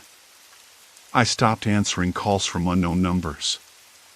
I kept my phone on silent, tucked away, afraid that any notification could be another message, another threat. Sunday was worse. The black van showed up again, idling across the street as if daring me to look. The driver's window slid down slowly, and I caught a glimpse of a man's face, sharp features, cold eyes locked onto mine. I blinked, and the van sped away, disappearing into the maze of streets. I locked myself inside the apartment, windows closed, curtains drawn tight. Monday came, and so did the silence. But it was the kind of silence that screamed. No messages. No knocks. No sightings. At first, I felt relief, but it was shallow and fleeting. I knew better. The calm meant nothing. That night, I stayed up, listening to every creak, every whisper of wind. At 3:12 a.m., my phone buzzed once more. "Come outside." I didn't respond. I didn't want to go outside. I didn't want to play their game anymore. But something deep inside me stirred, a flicker of defiance, a desperate need to take back control. The next day, I told Sarah everything. Not just the messages and sightings, but the fears, the isolation, the way it was consuming me.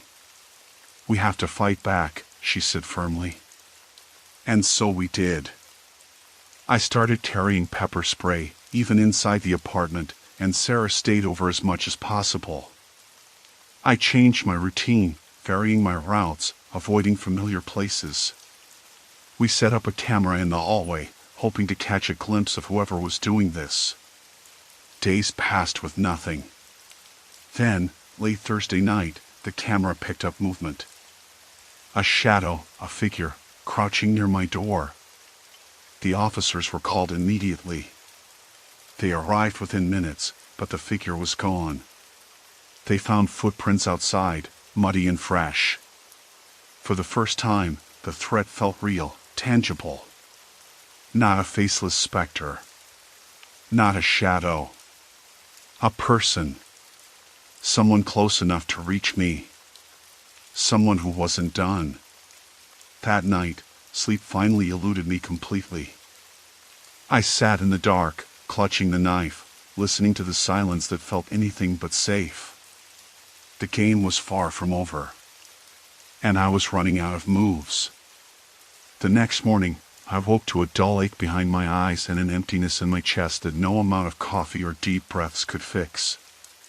The sun was already high, filtering weakly through the drawn curtains, casting long, muted shadows across the room.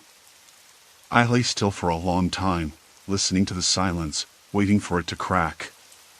But nothing came, not a knock, not a message, not the rattling of the black van outside. I forced myself up and moved like a machine, going through the motions of getting ready for the day, shower, brush teeth, change clothes. Each step felt heavier than the last, like gravity was stronger today, or maybe it was just the weight of the fear settling into my bones. I wasn't sure if this was what exhaustion looked like, physical, mental, emotional, all tangled up inside me. Sarah called right on schedule. "Hey," she said, voice cautious but warm. "I'm okay," I lied, forcing a smile I hoped she could hear over the phone. "I think." "Good. Listen, I talked to my brother last night. He's a cop, patrol division, nothing fancy, but he's good. Said he might swing by later, take a look around, see if there's anything off you might have missed." I hesitated. Part of me wanted to say no, to pretend I was okay on my own, but the other part, the part that still hoped for some semblance of safety, said yes. "Okay. Tell him thanks. I appreciate it." After we hung up, I paced the apartment, eyes darting to every shadow, every corner. The idea of someone coming here, even someone Sarah trusted, felt strange and invasive. But maybe that was what I needed. Someone else to see this nightmare from the outside, to help me find a way out. Around noon, I heard the buzz of the intercom. "Delivery," the voice said. I froze. They weren't supposed to know I was home. "Just a package," the delivery man said through the speaker. "I need you to buzz me in." I glanced at the door, heart thudding. The delivery man didn't know what the package was, or who it was from, but still, how did they know?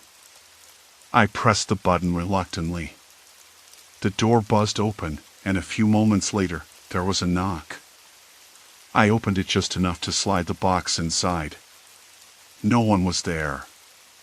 Again, no return address. Just my name, neatly printed on the top. I placed the box on the kitchen table and stared at it for what felt like hours. The thought of opening it filled me with dread, but the uncertainty was worse. I called Sarah. "Don't open it," she said immediately. "Wait for your brother. Let him check it out." I agreed and locked the door behind me as I went back to the living room. I paced again, this time more aggressively, my fingers twitching with nervous energy. Every time I glanced at the box, I flinched. Around 3 in the afternoon, there was a knock at the door. This time, it was Sarah's brother, Mark. He was tall, broad-shouldered, with a face that looked worn but kind. "Hey," he said, stepping inside without waiting for an invitation. "I brought some gloves and the kit. Let's see what we've got."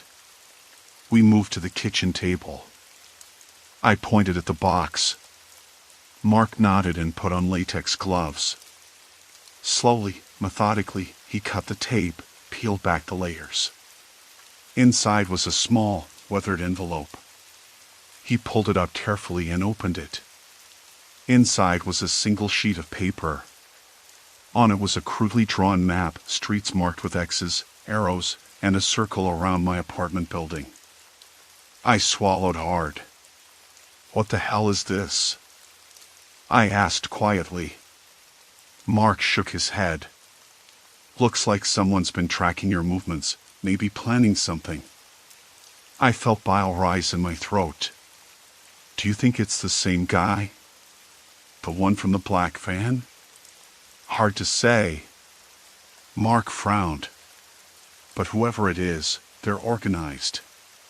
That's not random." He took photos of the map, then carefully bagged it as evidence.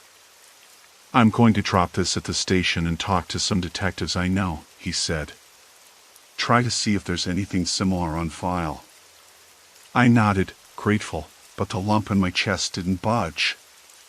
That evening, Sarah stayed over. We sat on the couch, silent mostly, the kind of silence that wasn't comfortable but necessary. I wanted to ask her if she thought this was ever going to end. She reached out and squeezed my hand. "We'll figure it out," she said softly. Later that night, sleep was again impossible. Every creak, every distant siren felt like a threat. Around midnight, I heard footsteps outside the door. I held my breath, listening. They stopped, then retreated. I peeked through the peephole. No one there. But someone had been. The next morning, I called Mark. He told me the map didn't match any known suspects, but that a few recent break-ins nearby had a similar pattern: people watching, testing security systems, learning routines. "Maybe it's escalating," he said. "Someone's getting bolder." I swallowed the lump of fear that was quickly becoming part of me. Days passed with little incident. No messages, no knocks, no sightings.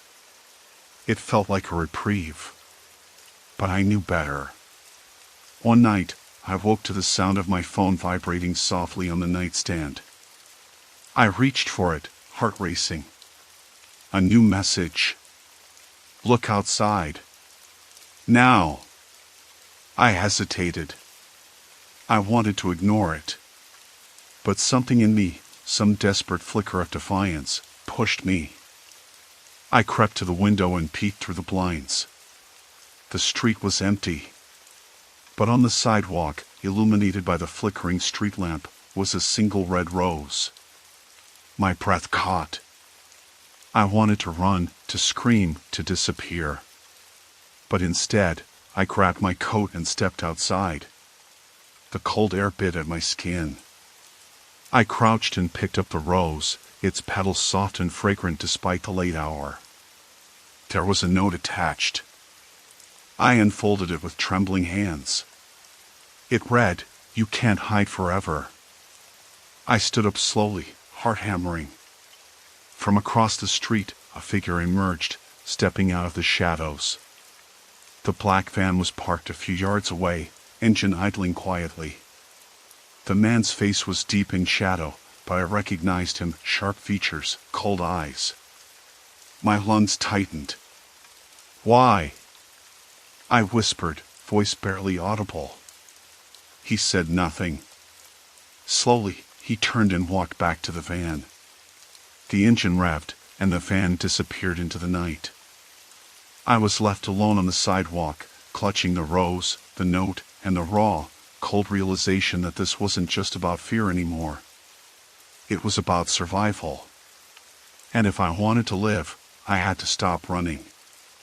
I had to confront him. But how? Because he was everywhere and nowhere. And I was still the only one who saw him. The game was far from over. But now, I was ready to play. I didn't sleep that night. Not really. I sat on the edge of the bed, the rose pressed to my chest, its scent oddly comforting and yet terrifying all at once. Sarah had tried to stay calm, tried to talk me through it, but when I showed her the note, her face went pale. I didn't blame her. It was a message that didn't leave room for misunderstanding. He wasn't just watching anymore. He was telling me he could reach me anytime, anywhere, and that hiding was useless. By morning, my resolve had solidified into something sharper, colder. I couldn't keep running. I couldn't keep hiding behind locked doors and hopeful prayers. Mark was still digging. He promised to check in with detectives, see if they had any leads on this van or the man, and I had to do something in the meantime. But what? I felt like a mouse trapped in a maze built by a predator who knew every turn. Sarah insisted I stay with her for a few days. "You're not safe alone," she said, but I shook my head. As much as I wanted to believe that was true, I needed to face this on my own terms. I needed to understand what I was dealing with. The morning after the rose, I went back to my apartment to gather a few things: papers, my phone charger, some clothes. I had to prepare for the possibility that I'd have to leave at a moment's notice. That's when I noticed it. A small scratch on the door frame, barely visible unless you were looking for it. It was deliberate. Not random damage or wear and tear. Someone had marked it, like a tally or a warning. I ran my finger over it, heart pounding. How long had it been there? Had I missed it when I was too frantic to notice anything? I took photos and sent them to Mark. This isn't just about stalking anymore. Someone's marking their territory. He replied quickly, I'll bring this to the station. See if anyone's familiar with the symbol or tactic. I hadn't told Sarah about the scratch yet. I didn't want to scare her more than she already was. But inside, the fear was growing, twisting into something raw and urgent. Over the next 2 days, I stayed vigilant. Every sound outside made me jump. Every shadow looked like him. The black van hadn't appeared again, but I was sure it was only a matter of time. Then, on the 3rd day, Mark showed up with news. I checked with the local precinct, he said, face grim. No hits on the van. But there have been similar incidents, break-ins, threats across the city. Small, targeted. The difference is, most victims didn't give warnings or notes. You're being toyed with. Why me? I asked, voice barely a whisper. No one knows, he admitted. But whoever this is, they're methodical. They want you scared. They want control. The idea that this was a game to him, a twisted exercise in power, made my skin crawl. Mark suggested I get a security system installed, cameras, alarms, the works. I agreed, even though I hated the idea of cameras watching my every move, of my life being that exposed. That night, with the new system set up, I felt a flicker of security for the first time in weeks. The cameras had night vision, motion detection, direct feed to my phone and to Mark's. It wasn't foolproof, but it was something. I kept the rose on the kitchen table, a reminder and a warning. Days passed. The van didn't return. The notes stopped. The knocks ceased. It felt like a reprieve, but I knew better. I wasn't the first to be stalked.